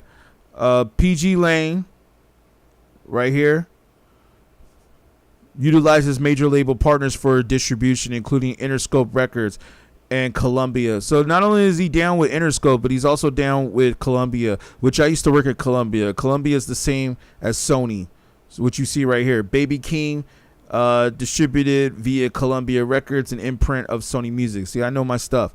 But not only that, but Baby Keem is a Nepo rapper. He shouldn't even be on Columbia, to be honest with you. He's lucky. How many records did Baby Keem sell? Not that I care about record sales, but I'm just curious. But yeah, Interscope is Universal. Columbia is Sony.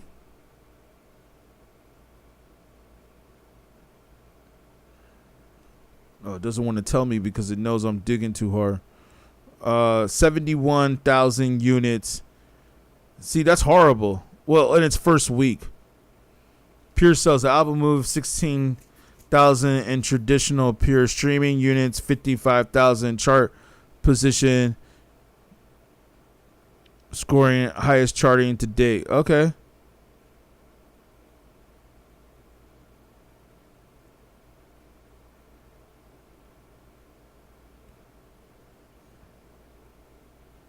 Okay, so let's just say, is this good or bad? I don't think it's good though, because he didn't move at least 100,000. But they're saying it's a high success for him. It outpaced by nearly 20,000 units. Yeah, see, I don't know if that's good for a major. Yeah, Prince stopped fighting his name when fighting with Warner. Yep, you're right about Prince, man. Somebody was saying too earlier, I think I agree. Somebody was saying earlier too that they need to make a movie on Prince. On the whole Jeff Jam shit, on Russell shit, and Jeff Jam shit, they showed mostly Run DMC. Run DMC was on Profile, which is Airs their only masters now. Rick Rubin and Russell was partners. Now Leo Cohen and Russell is partners. But Universal owns Def Jam. So my whole thing is, I don't care how hard it might be, what kind of shit I got to go through, I'm going to keep this shit gangster, I'm going to keep this shit ghetto, I'm going to keep this shit independent. So that way, when my artists want to say, fuck this person, fuck this, fuck that, suck my dick, they can say it. It's not censored. So that's what we got to be able to do. Well, we can't really do that anymore, right, Suge? We can't, he can't do that anymore. It shows you where it got him.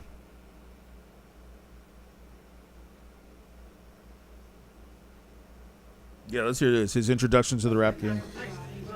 One of the things I did was this. I started reading contracts. When I started reading contracts, I was seeing contracts. When Dre had a contract with Ruthless, he was making 1 point as a producer. But that 1 point was cross-collateralized every person on that label. Yo, I'm so glad I found this interview. Give me some shout-outs right here, man. He's spitting some game in this interview right here, man. Like, this is some game right here, man. So if JJ Fad was in a hole, or Easy was in a hole, or NWA was in a hole from touring, they'd take his money. And 1 point was like back in Chuck Berry days. You know what I mean? 2 points is back in Chuck Berry days. So I'm saying, how the fuck is, this is the early 90s, 89, 90, and they getting the same points as Chuck Berry? Something wrong with that motherfucking problem. So I got him out of his shit. And then the thing about it is this, that because you free a slave, don't mean he's not gonna run back to master and get his ass up and say, I wanna be a slave again. Half these motherfuckers just do that. They'll talk all that shit. I don't knock Prince. Prince will write slave on his face and say, I ain't fucking with him. Or who Prince back fucking with. So, if you're gonna say there something. You go. You talking about Prince. You just brought up Prince. You talking about Prince, see? Prince definitely needs a movie. The younger people don't realize how talented Prince is. Yep. And hopefully they do a real movie about Prince, because that Michael Jackson one, it was decent, but they left out a lot. They need to do like a real movie and just do the whole movie right then and there. I'm not trying to see a part 2 or a sequel or have to worry about all this, or you trying to make more money. Just show everything that needs to be shown in that movie, man, like people used to do. Say what you mean. But yeah, you're right. Don't mean he's not gonna run back to master and get his ass up and say, I want to be a slave again. Half these motherfuckers just do that. They'll talk all that shit. I don't knock Prince. Prince will write slave on his face and say, I ain't fucking with him. Or who Prince back fucking with. So, if you're gonna say something, mean what you say what you mean. Or don't say shit at all. So my whole thing was, I don't fit in the circle of a lot of industry shit. I say half these motherfuckers is gay crazy. You know what I mean? So it's like their whole thing is, their way of living, their way of thinking is about them. My thing is about the ghetto. I don't give a fuck how much shit I go through the ghetto, I'm still gonna fuck with the ghetto. And one thing about my artists, they gotta keep that shit street, or I ain't fucking with them. Well, he definitely said that at the Source Awards. You don't want someone all up in your videos, dancing all up in the videos. See, first of all, you gotta realize one thing. There's a difference between being a street punk, being a thug, and being a gangster. A thug will do anything for money. A thug will go out there and sit on a block from 2 o'clock in the morning to 6 o'clock in the morning in the rain, selling $5, $10, $20 rocks. Or snatch a purse from an old lady and take the money out. Or take a radio out the car. That's a thug, because he on the streets. A gangster's a motherfucker who's smart about his shit. A gangster go to that motherfucker on the street and say, you know what? You hustling from from 2 o'clock in the morning to 6 o'clock in the morning, and you making like what? $2,000 or $3,000 a day? Check this out. Either you gonna give me half, or you gonna keep 40 and I take 60. A gangster gonna see a motherfucker snatch the old lady purse and go get the nigga and say, you know what, I'm gonna get this old lady her purse back, nigga. Because if you want something, go take it from a nigga, don't take it from an old lady, don't pick up on no kids. That's a big difference. Every motherfucker hollering about the gangster, definitely not no gangster. A gangster is the last person who trying to convince everybody that they tough. A motherfucker who's really tough, he don't got a mad dog everybody. I don't know, man. I'm starting to think they might need to let this man out of jail, man. He might need to get out of jail. I'm starting to see why they put him in jail, man. They don't want a motherfucker like this on the streets, man. They don't want him on the streets, man, because he gonna inspire too many people, man. He gonna inspire too many people or do some things, man. I see why they locked him up. I think Suge got locked up for a bigger. I mean, he did do some bad things. I don't know if we can go back and say everything on the stream, but you know what I will say though is that. But there's some other parts to that story that were left out, it seems, too. Like that whole story, I feel like we didn't get the whole thing of what was going on. Maybe there's more to look into it. But I will say, though, my point is that I think that Suge is in jail, incarcerated right now for a bigger reason. I think there's really a bigger reason why he's behind bars. And I don't think it's for what they saying what it is. It's because they know that this dude is a very intelligent, dangerous man. But he can be polite. He can walk in, he can love the kids, he can hold the kids, he can be, he can do favors, like y'all stuff. Y'all stuff is black. You pushing that line. You don't got to go through no million people to say you want to do something. You say you want to do it, let's do it. Because I'm gonna do what I want to do. See this one. Dropping jewels right here, man. Dropping jewels. There's a difference. You do got to be educated, though. You just can't go into a record company and say, check this out. This is what the fuck I want. I'm a gangster. I want mine. I'm a street nigga. And you going to give me mine. They'll turn around and say, okay, we scared of you, so we're going to give you what you want. What you want. They don't know what they want. They're going to say, well, you know, we'll give you $1. Do you want that $1? Yeah, give me that motherfucking $1. You probably supposed to get $20. But they so motherfucking stupid, being idiots, they getting fucked. So they don't even know it. So they leave the meeting feeling good as a motherfucker, calling everybody, yeah, this like this done, and whoop, all along, they got punked. Didn't even know it. But you know, one thing you gotta learn though is this. What I learned that you can make more money. Yeah, you said Suge definitely turned the music industry on its head. No doubt about that, man. That's why that's why he ain't here right now. They took him out. They're gonna take you out one way or another. Same thing with Nipsey Hussle, man. Nipsey Hussle was kind of similar. He was doing Suge type stuff, but in a different way. You know what I'm saying? It's like they don't want these smart dudes in the game. You know, now that I think about it, that kind of makes sense why rap music sounds the way it does. That makes sense because they don't want smart rappers in the game. You know, I used to wonder all the time. I was like, why do they keep signing all these stupid rappers? I understand now. Because they don't want dudes like this in the game.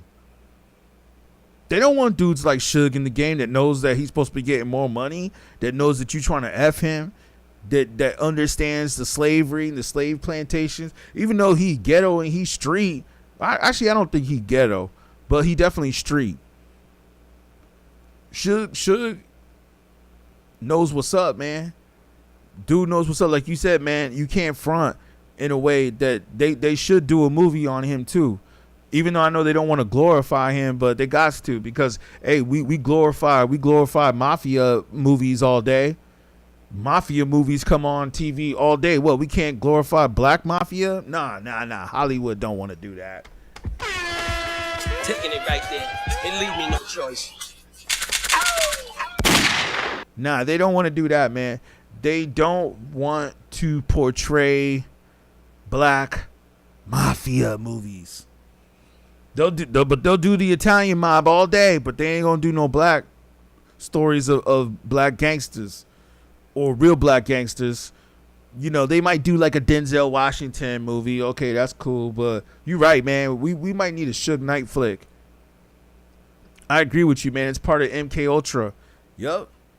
It's all mind control, man. They're using the music to control people's minds. And all these dudes like Future and Playboy Cardi and all these other people that we said earlier. And speaking of Future, y'all could look this up with Whack 100. Whack 100 was saying that he was chasing Future all through the airport, all through LAX. And that Future's a punk.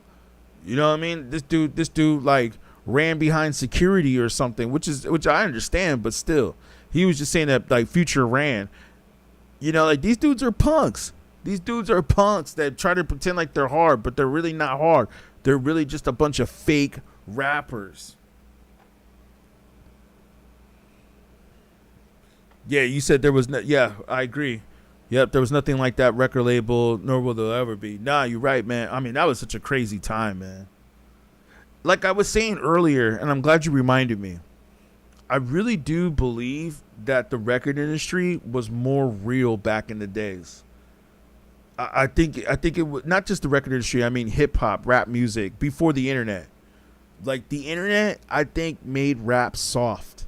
Like it put all of these soft rappers out there because, like, listen, I come from the era of the golden era of hip hop, and I could tell you right now, just from being in like, and you know, and I'm in this generation too.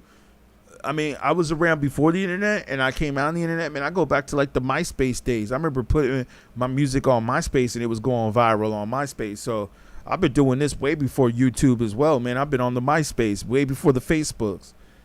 And it's just like, so I'm seeing both. I'm seeing the digital age, but I've also seen the golden era age. And I'm telling you, like right now, and I've heard others say this too. I know I'm not the only one. Like I've seen the music kind of shift and the energy and the culture of the music shift once technology took over. And yeah, man, that's the point that I'm making right here, that Yeah, man, hip-hop, rap music. Well, hip-hop I don't think is really around anymore. I think it's no more. But rap music, we'll say, has just really gotten soft, man. And these rappers that are getting in, they're really just fake. A lot of them are fake. Even though they pretend to be gangsters, they really fake. Because I think if Suge Knight was, like, say, one of the record executives, I think he would tell them, hey, man, what the heck you doing rapping about what you doing? Is you stupid?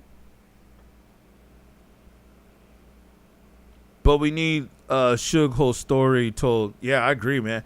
This is making me want to try to see if we can get an interview with him. I know he does some interviews over the phone. With a conversation and a pencil. But it would be better to have an interview with him like this. Then you can with the gun of the night. That's really. Or if they let him out. I don't know, man. I don't know if they'll ever let him out, though. I think they would let him out if he was somebody else. But I think because of who he is and what he's done in the record business and also his ties to Tupac, I think they're like, nah, we ain't letting this dude out. People who came to holler at me, I know. They scared to let him out. They're scared. They're scared of him. People who didn't come and holler at me, I know. You know what I mean? One thing about Suge Knight, it might be a lot of motherfuckers hate me, but I bet there's more motherfuckers that love me than hate me. So if motherfuckers ain't like just liking you, you doing something wrong. If you take a bum on the street who's sleeping in a basket and living on the street, people don't have shit to say bad about him because they don't pose a threat. I'm gonna break this down to you about industry niggas. You got two types of niggas in this industry. You got niggas that everybody like and love, then you got the niggas who they don't like but they respect. So if you got a nigga who they like but they don't have respect, it works real simple. A nigga that everybody like, he see somebody at a restaurant. They gonna sing, what's up? They gonna give him mad love. What's up, homie? I miss you. I love you. What you doing? Wanna go to dinner? Wanna go to a party? Wanna have some drinks? Come by the house for a barbecue. They gonna say, yeah, okay, I'm there. Then they gonna ask him to do some business with him. Hey, you think you do the song with me? Think you be in this video? You know what they gonna tell him? They like him, but they don't got respect for him. So they're gonna tell him, you know what? I don't got time to be doing those songs right now. I'm doing my shit. Or if it's on a business level, I don't got time to take no meeting with you on business, or we can go play golf, or we can go to a basketball game, right? Now the nigga they don't like, but they respect, they might see a nigga they don't like and be like, shh, there go that nigga. And that same nigga can go to him and say, check this out. I don't need you in this song. The motherfucker gonna say, what time you wanna go? Right now? Right? And he gonna spit that shit and give you his A1. Or on a business level, he can be seeing him somewhere, you be like, you know what? I heard you doing this movie. What's happening with the soundtrack? Nigga be like, you know what? Nigga, you got the soundtrack, but they don't like you, but they respect you. So which one you want in this business? Crazy, man. Spitting game. This is probably the best way to update your resume in 2026. Yeah, Coast Contra, yeah, for sure. I definitely know. Not too familiar with what I've listened to lately in a minute, but I definitely heard. For sure. Crooked I be the first out the cage. I got monsters. I don't got no artists. All my people is monsters. They got to be controlled, not by society, by themselves. So they in the cage. So when I unlock that cage, Crooked I coming out smashing motherfuckers. Period. So you got. I forgot that Crooked I messed with. Speaking of rappers, I will. Yeah, Coast Contra, I definitely know. I got to go back and refresh my memory. I will do that. Yeah, I always look up what people say, but I forgot. Like, Crooked I be hitting me up on Twitter sometimes. I forgot if he worked with Suge. You got Crooked I, you got Eastwood, you got Corrupt who came back home. Corrupt did something that most people won't do. He said, you know what? I'm gonna admit my wrong. It's nothing like home. So all you other niggas who didn't went the other way, y'all can eat a dick. I'm finna go back home where I know it's good. So Corrupt shit gonna come out hotter than ever. Don't get me wrong, there's a lot of motherfuckers wish they can come home too. Yeah, I forgot about that, man. I gotta talk to Crooked I about that, because Crooked I actually be hitting me up on Twitter. I forgot that Crooked I was signed to Suge. He was like one of the rappers that came on, that was on Suge right afterwards. Okay. A lot of those niggas. Because it's really not about old niggas no more, it's about the youth. You know, I like Face. Scarface my nigga. That's the only pioneer nigga in this game who still can fuck with. You know? But like a lot of these other motherfuckers, they didn't have their turn. They should get the fuck out the game. But they will. Damn. Got so many motherfucking informants in this game, it's impossible. That's a crazy interview, man. Shout out to whoever did that interview. We're going to play one more clip before we get up out of here, man. But I appreciate you guys. This is like some Suge Knight Illuminati movie or meeting. So let's see real quick. You know, I'm just going down a rabbit hole. One way. Yeah, you sold 1 million records, but you don't have $1 million. So the same person who complained about Death Row, who made $15 million, you don't even have $1 million. And they ain't gonna give you one. But they're guys of support. They'll tell everybody what. Looks like something just came up on Showtime. Looks like there was a movie that they put out about Suge a few years back, but it doesn't look like it's a real movie that went to the movies. It looks like it was it went straight to cable, straight to Showtime. We'll check that out in a second. But at the same time, I want to be the last nigga to stand. Is that Daz? A lot of people talk about their new label. A lot of people got fast. I want to go like this. Notice how you see no cell phones in the room, man. It's before the internet. No cell phones. Hey, we got some independent things. Are you gonna play our record? Big boy! What's going on, man? Is that Big Boy? Independent labels out there. Is you gonna play that record? Yeah. Wait, that ain't Big Boy when he was big, is it? Oh, that's Big Boy when he was big. Oh, man, that's crazy. Seeing Big Boy like that. We got some independent things. Are you gonna play our record? Big boy! What's going on, man? Damn, man. Big Boy was fucking big. Like, you see him now, he looks so different now. But, like, damn, I forgot Big Boy was that big. Who was also a bodyguard, too, by the way. Man, this is crazy right here. I think we going down too much of a rabbit hole. Put the labels out there. You gonna play that record? Yeah.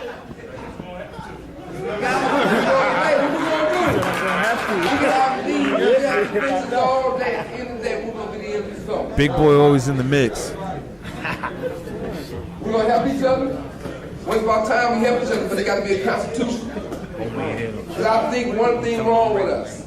I'm far from a racist. I know it's all racists in here. So now, no wonder they got to play. Black people is the most forgiving race ever existed.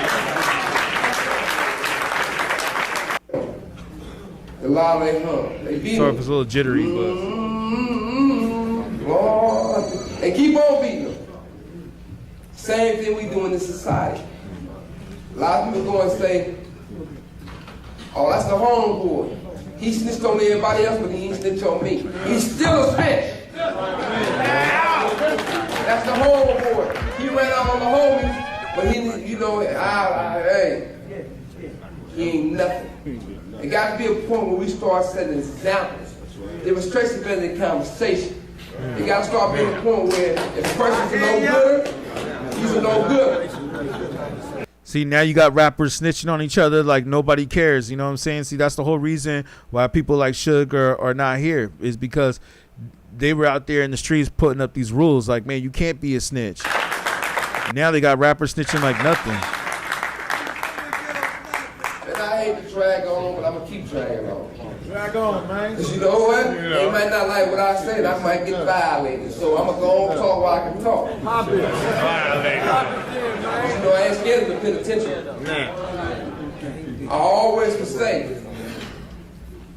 See, he should have never said that. You got to watch what you say, because now he ended up right where he said he wasn't scared of. I not want to go back. I mean, he ain't scared, but I never said I can't go back.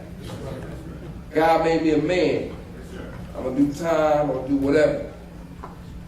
I'm going to tell y'all something. I'm not trying to live to be 130. I'm just trying to live long enough to take care of my kids and be healthy. Because when I can't be healthy, I can't be myself, I don't need to be here. A lot of people are scared of death. Some people believe in heaven, some people don't. I really deep down inside, a lot of people believe in heaven. If you ask this whole room, all right, we'll come back. It's getting a little choppy. Who all want to go? Yeah, man, y'all got to look this up, though, man. This is the Black Union Distribution, the sellouts. I was trying to see where you're talking about the industry. Yeah, man. But at the same time, Joel. Before it was a death row, there was a shop. DOC was there. We didn't even have a label. I helped name the label. And my main concern is now, is the youth and the rest of the people that are here. If you have beef with all due respect, sister, we're going to have a question. When brother finishes, brother, sister, we're not going to let us speak. But in the proper way. In the proper... You cannot continue to let statements be made. And they're incorrect. Because these are our minds, and we're being fed. And I am one of the artists. I represent Jesus Christ. And it's been too long that we Listen, you don't have to apologize. Okay, We want you to speak. I do apologize, but I cannot sit here and continue to let the devil detour our purpose for being here. That's serious. And I deeply apologize. Man, that nigga up there saying like gang shit, that ain't real though. That's not what this nigga for. You don't come here especially. I knew it was something against him. Nah, but I'm saying though, he saying shit though. But this ain't the minister just spoke. He didn't even talk. The minister though just. Be strong. They're not gonna look at the women. They're not gonna look at the kids. They're gonna look at the men. So if you're a man, you gonna come face your accuser. You gonna come to support. You can make excuses all you want to. You can swim. You can sit in women all day. But it's a man's world. Don't get me wrong. I got love for the women, but it's still gonna be us on the front line. If it's a war, it's gonna be the men on the front line. That's what's wrong now. It's 2002. There's more women speaking than men. And some of these, hey, I see a problem going on. You can say what you want to say about what I see going on. Because men, not all of us, some of the men want to be women. There you go. And some of the women want to be men. Didn't we just talk about that? Everybody can talk about God. See, we just talked about that. We were just speaking about that, how they feminizing the men in hip hop and the women want to act like men. And this video right here, I don't know if it says the date on it. There's no description, but I'm willing to bet this was like in the 90s. If I can talk about Jesus Christ, I'm going to tell you something else. I ain't no gay basher, but sucking coochie is the devil. So you can't talk about what you're doing today on Sunday and Tuesday night. You know, I go out too. I see you eating nuts. I see you on that dance floor eating that girl out. Now either we're gonna have a more productive conversation and work with stuff. Okay. The thing is this. I'm gonna say what I'm gonna say. It's this. At the end of the day, at the very, very end of the day, it's how many people want to have a union. How many people want to get together and say, okay, we're going to network. You got a deal at Universal and your points is too low. You got a deal at Universal and they got 100% of your publishing. You got a deal at Sony and you don't own your masters. All right, so it's your artist. yeah, I'm gonna come back and peep that out. That's a very interesting video right there. Like I said, man, we just going down this rabbit hole. But before we get out of here, let me see this movie. There was a movie that was portrayed, but I never saw it. Oh, what a coincidence! The same director who did the Michael movie. I know the director because I read the credits. Antoine Fuqua. He did The Equalizer with Denzel Washington, and he did the Michael movie. So it looks like this guy's been doing a lot of biopics for a minute and working with black actors. You come from the ghetto. Yep, see, director of Train Day told you. Oh, it's a documentary. All right, I thought it was a movie, but a documentary. But I ain't seen this. You gotta be a cold ass shark. Music industry mogul. I would take orders on death row and make it my household name. Shout out to my homie, Big Suge, for paving the way. People say you ran that floor like a cartel. Did you punch anybody? No, sir. Did you kick anybody? Absolutely not. Oh, everything's competition. He had me look over the edge. I needed to wear a diaper on that day. Jeez, how many times have we heard that today? Jeez. I like Scarface. I think it's about believing in yourself. And if you believe you can do better, you can do better. I just don't want to be a part of the American dream. I want to own the American dream. Some people say that you had Biggie murdered.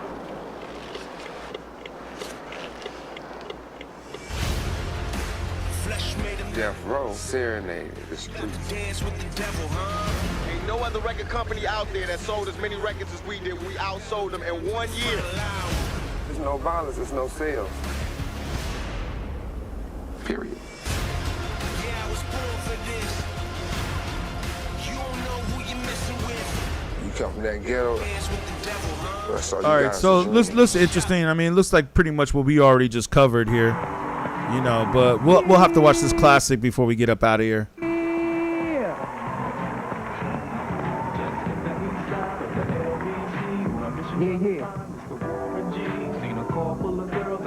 Above the rim.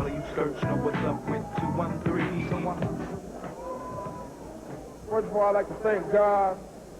Second of all, I'd like to thank my whole entire Death Row family on both sides, you know what I'm saying? I'd like to tell Tupac to keep his guards up. We ride with him.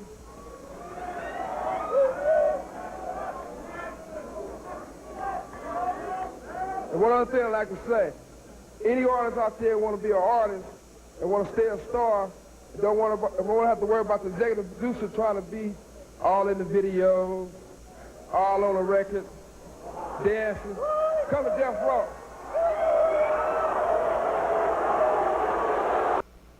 That's where it all started. Yeah, man. We gonna see if they gonna do a movie. We gonna see. But, yo, man, I appreciate a lot of y'all that were tuning in, man. I think I'm about to jump up out of here. I'm going to be back up on here tomorrow, though, 9 p.m. Eastern. I appreciate all y'all that were tuning in, rocking with me. Shout out Gouda88, man. You were making some great points, man. Hope you liking and subscribing so we can get you on the next one. You know what I'm saying? Like I said, I usually stream 9 p.m. Eastern. Went on a little later today, but like I said, this is just a late-night hip-hop talk show. So, I did want to hear the Snoop Dogg one. Is the notorious beatGrade. We're going to look at a couple classes before we get up out of here.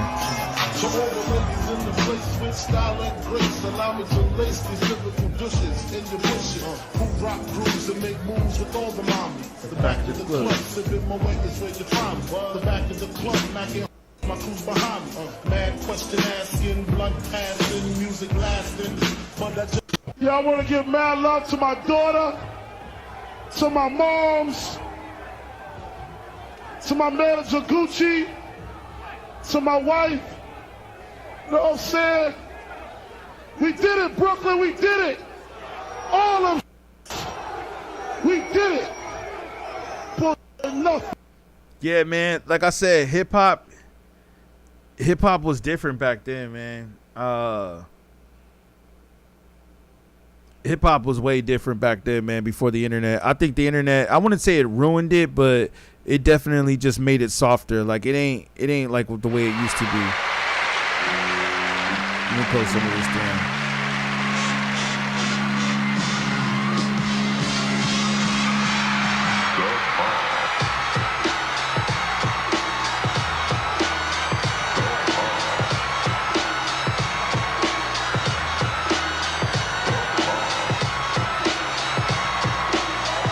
Dude brought a 64 Apollo on stage doing hieroglyphics. Now, our national anthem. 1, 2, 3 into the vote. Snoop Dogg and Dr. Dre is at the door.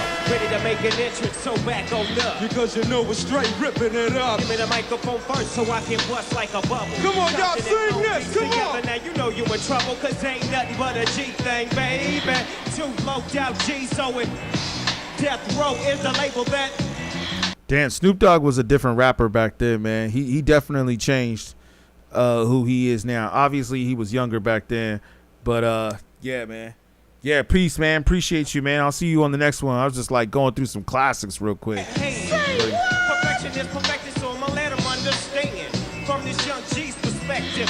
And before me digging the trick, I have to find a contraceptive. You never know, she could be earning her man and learning her man, and at the same time burning her man. Now if she burning, I'ma chill for a minute, cause ain't no love. Notice how there's no backing track too. Like they're not even lip syncing over their lyrics, because as I mentioned before, back in those days, you had to really be able to put on a good performance. You couldn't be a trash rapper like Lil Wayne who goes up and can't even remember his lyrics and be considered dope. Like if Lil Wayne were to come out back in these days, in the 90s, in the golden era, this is the golden era of hip hop right here with Snoop Dogg and Dr. Dre, The Chronic.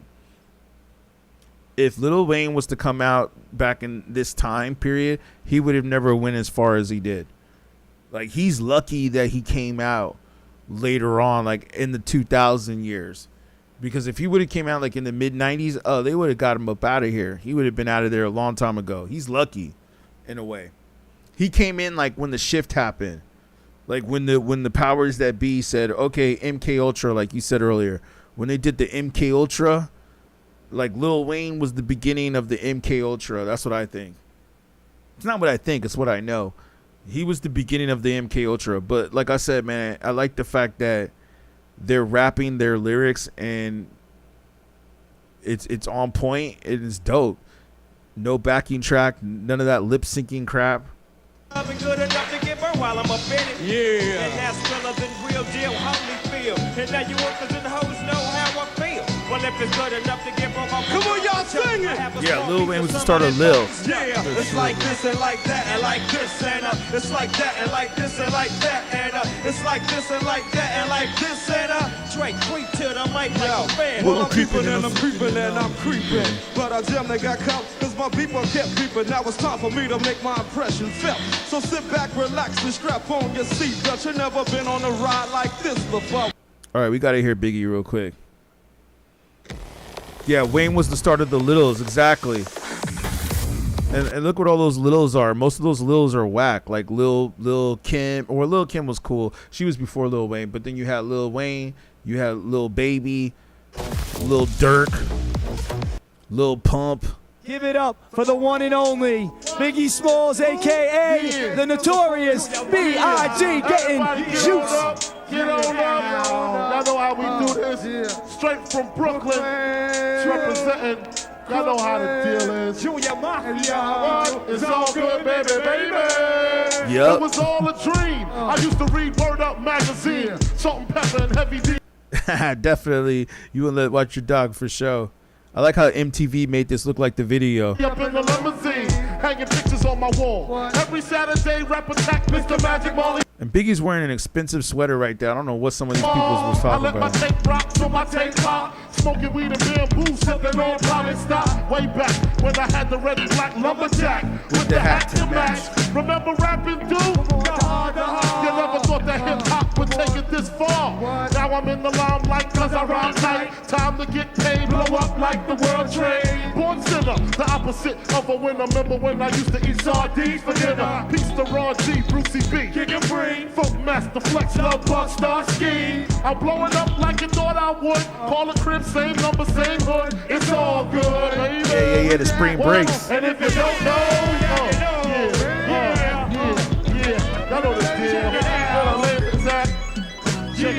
That was when MTV used to play music, right? Like back when MTV was like really about the music, man. Like I don't know what happened to MTV. Didn't they like close down too? But you know.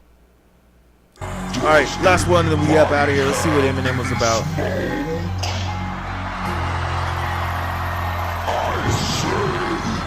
Does anybody have any smoke?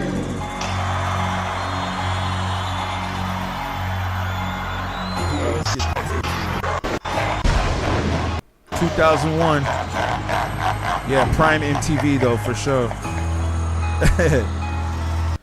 Before Jersey Shore, yeah, and all the other BS that they started putting up there, for sure. All right, I gotta hear one Eminem and Prime. Oh yeah, this is a classic.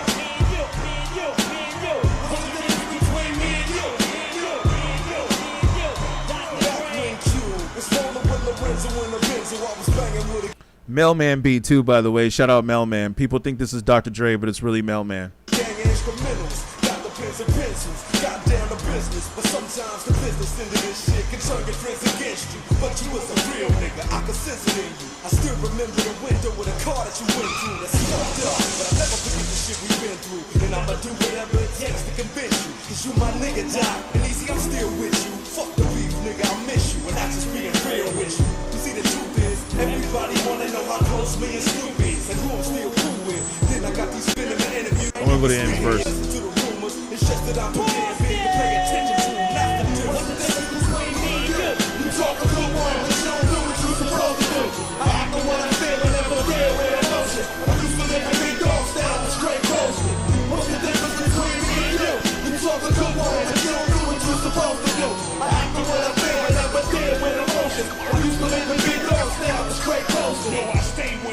try to perpetrate, play with it. Never knew about the next level until Damn, Exhibit looks so different, man.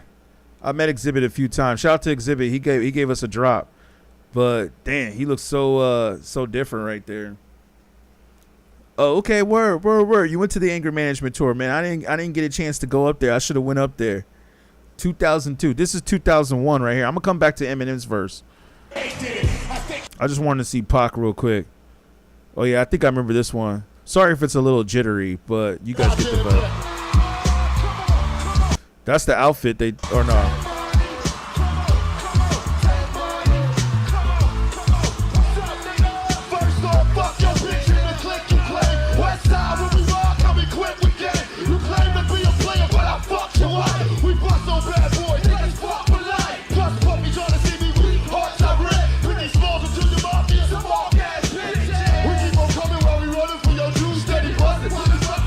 This is crazy. Imagine if you were there at the House of Blues when Pac did this performance, yo. Ludacris was also there. Yeah, shout out Ludacris.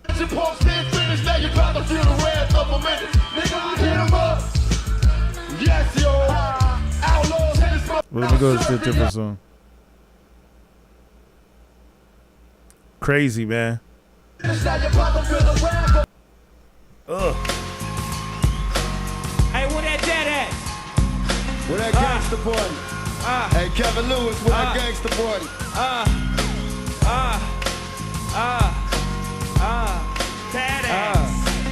Before cell phones. Wow, they got Jodeci, Snoop Dogg, and Tupac on the stage. What's up, nigga? Nothing but a gangsta. That's the outfit they took that they used for the hologram in Coachella, right? So this is when they got along.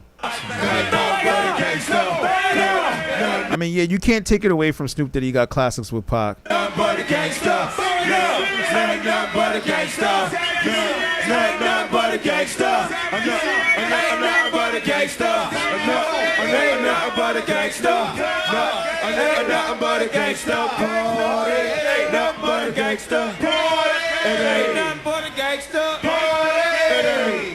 Alright, with that shit. Nah, here. Here we go. Death Row. West Coast at its finest. West Coast at its finest. Look at this. Yo, we represent for y'all to the fullest. We represent for the West Coast to the fullest. No doubt. Y'all know we be representing for y'all. We be bringing it to another level. Niggas shot me 5 times. I came out of jail and sold 5 million. The niggas can't fuck with us. That fat fuck only sold 2 million. He had half of New York rapping on this shit. I fucked this bitch and sold 5 million. That's Death Row style. West Side, baby. Whole life. Bitch. That's how we do it. You know the players is on the West Side. Fuck that peace shit. I ain't even trying to make peace. Fuck them all. The players on this side. Niggas try to play that gangster shit, but we MOB for motherfucking real. Damn, this is explicit. Every nigga on the road got strikes and shit. Every nigga on the road got cases. Even the females. Joel got cases. Love fighting. Killing and shooting. Stupid fucks. I'm a bitch. That's why we drop it like we drop it. So don't think a nigga be tripping. We just be trying to represent for y'all to the fullest. When they say something to us, we want to make sure we mash their ass like we did Biggie. You see that nigga quiet as a fucking church mouse. Dropped hit him. Yo, see, we talking about the real hip hop right here, man. That nigga quiet as fuck. He ain't got shit to say. His wife pregnant. That nigga waiting like an expectant father, not knowing who the baby is. The world don't know I use the rubber, so it ain't her. Damn. I'll tell you straight. I ain't want to fuck that fat bitch no way. But you know that's the secret to war. He my enemy, so she looked alright. But now, then they try to put my nigga on case for murder and just lock Yo, has Faith ever spoke up about that? Like if that's really true or if Tupac was lying? his ass down forever like it was killer nigga season. Snoop freaked their ass though, got out now guilty. We gonna drop his shit in a couple months. Snoop running for president, he representing the gangsters out here. So make sure niggas vote for Snoop. He definitely running for president. Gangsta party. Gangsta party. Where the No motherfucking doubt. music at, man? Yeah, I remember when the House of Blues used to pop, man. House of Blues, they closed it down. But, you know, man, I remember back in the days, House of Blues was it. You go mouth motherfuckers, where's two of America's most wanted? God damn it. All right, now We either, represent to the either fullest play tonight. this shit or we go on April 29th in this motherfucker. Either or. What's up, baby? Play the music or we What's up, ride. man? One or the other. There you go, baby. There you go, baby. I love that too. What up, dog? One love, we one gonna love. be cool. I love all y'all, every last one of y'all. I ain't mad at you. Watch your back. Watch my back. Yeah. Daz on the beat too, by the way. That's why you see Daz as the hype man. People thought it was Dre, but it was really Daz. Ain't nothing but a gangsta party. Sing that shit. Sing that shit. Ain't nothing but a gangsta party. Picture perfect. I paint a perfect picture for my suckers with precision. My intentions to get with you with that. The double OP dog. My fucking homies, it's so cold out. We fade out. Yeah, that's what they used at Coachella. This is the hologram they used. Showing up, I keep my hand on my gun, cause they got me on the run. Now I'm back in the cold room, waiting on the outcome. 3-2 block is all that's on a nigga's mind. But at the same time, it seems they trying to take mine. So I'm gonna get smart and get defensive and shit. And put together a million marks for some gangster shit. Now they got a place to multi-millionaire motherfuckers catch a case. Bitches get ready for the throwdown. The shit's about to go down. Me and Snoop about. Yo, this energy right here feels so real. I'm just like watching this is getting me chills off the screen, man. I gotta tell you, man. Like I said earlier, man, hip hop was different back then, man. I don't mean it to sound like, oh, back in the day, or they try to say, oh, you just old unk or this or that, and it's like, yo, man, ain't even got to be on no unk shit. It's just like, man, we could really tell that the energy was definitely different back then. Where this today is still timeless. Whereas I think a lot of the rappers that come out today, a lot of them, they have like just a little small window. Some of them may pop off a little longer, but it's been few. It's been few since Kendrick and Drake and J. Cole. Few. I'm using my religion. I'm vicious on the stool pigeon. You might be deep in the game, but you got the rules missing. Niggas be acting like they savage. I'm out to get the temperature. Nothing but love for my niggas living sad. I got a pit named Petey, she nigga Rita. I got a house out named Hills, right next to Chino. And I think I got a black Beamer. But my dream is to own a fly casino. Like Bugsy Siegel and do it all illegal. And get scooped up by my young homie in the Rigo. It feels good to you, baby bubba. They see, this is for the G's and the keys, motherfucker. Check it in. Now follow as we ride. Motherfuck the rest, who are the best on the west side. And I can make you famous. Niggas been down for years. So how can they blame us? I live in fear of a felony. I never stop telling you. West Coast G. Tupac was definitely a good performer. He, some people might have their say about him as a rapper. I know a lot of people say he's one of the best rappers.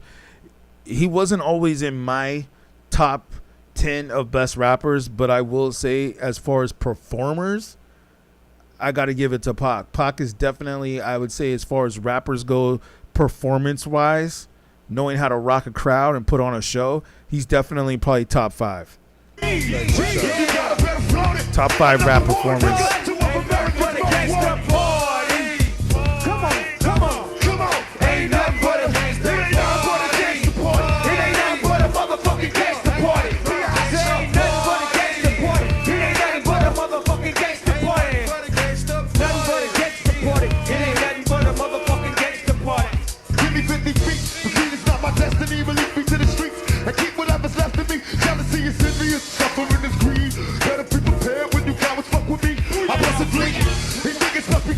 Ain't no mercy, motherfuckers, who can play the thugs. Thought it was, but it wasn't. Now disappear. Bow down in the presence of a boss. It's like blood, gang banging. Everybody in the party doing dope slanging. You got to have papers in this world. You might get your purse snatched before your eyes burn. You're doing your job every day, and then you work so hard that your hair turn gray. Let me tell you about life, about the way it is. They say we live by the strap, we die by the strap. Tell me not to roll with my Glock, so now I gotta throw away. Floating in my black beard, trying to do a show with that. Hey, wonder how I live with my shot. Niggas is hard to kill on my block. Snoop is definitely a legend, though.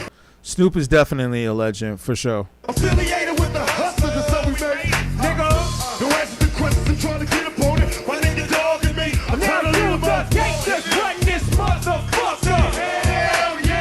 Yeah, classic, man. All right, let's hear Eminem's verse before we get up out of here. No, just to exhibit, but we definitely went longer than we definitely went longer than we expected. So I appreciate all y'all that were up on here with me again. Shout out before we get up out of here. I'm gonna play M's verse and then we out. But yeah, we'll be back on tomorrow 9 p.m. Yeah, Fridays I try to jump on about 9 p.m. Eastern. So. And we'll continue on the realness, man. Thank you guys for giving me the ideas too here. I had no idea where we were going to go with this, but I think we definitely went down some rabbit holes on this stream. This is definitely, I think, one of the craziest streams I've ever done. For sure. Gutta 88, shout you out, man. Thank you, Gouda. Appreciate you, man.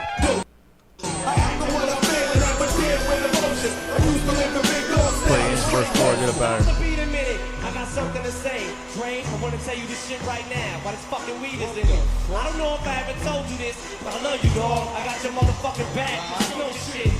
I don't know if you noticed it, but I've had your back from day one, nigga. Let's blow this bitch. I mean it, dog. You ever need somebody off? Whose throat is it? Well, if you ever kill that kid, bitch, I'll show you where the ocean is.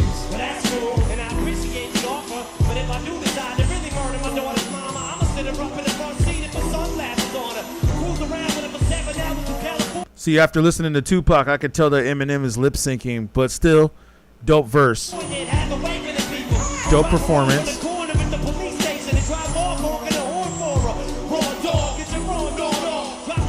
or a backing track.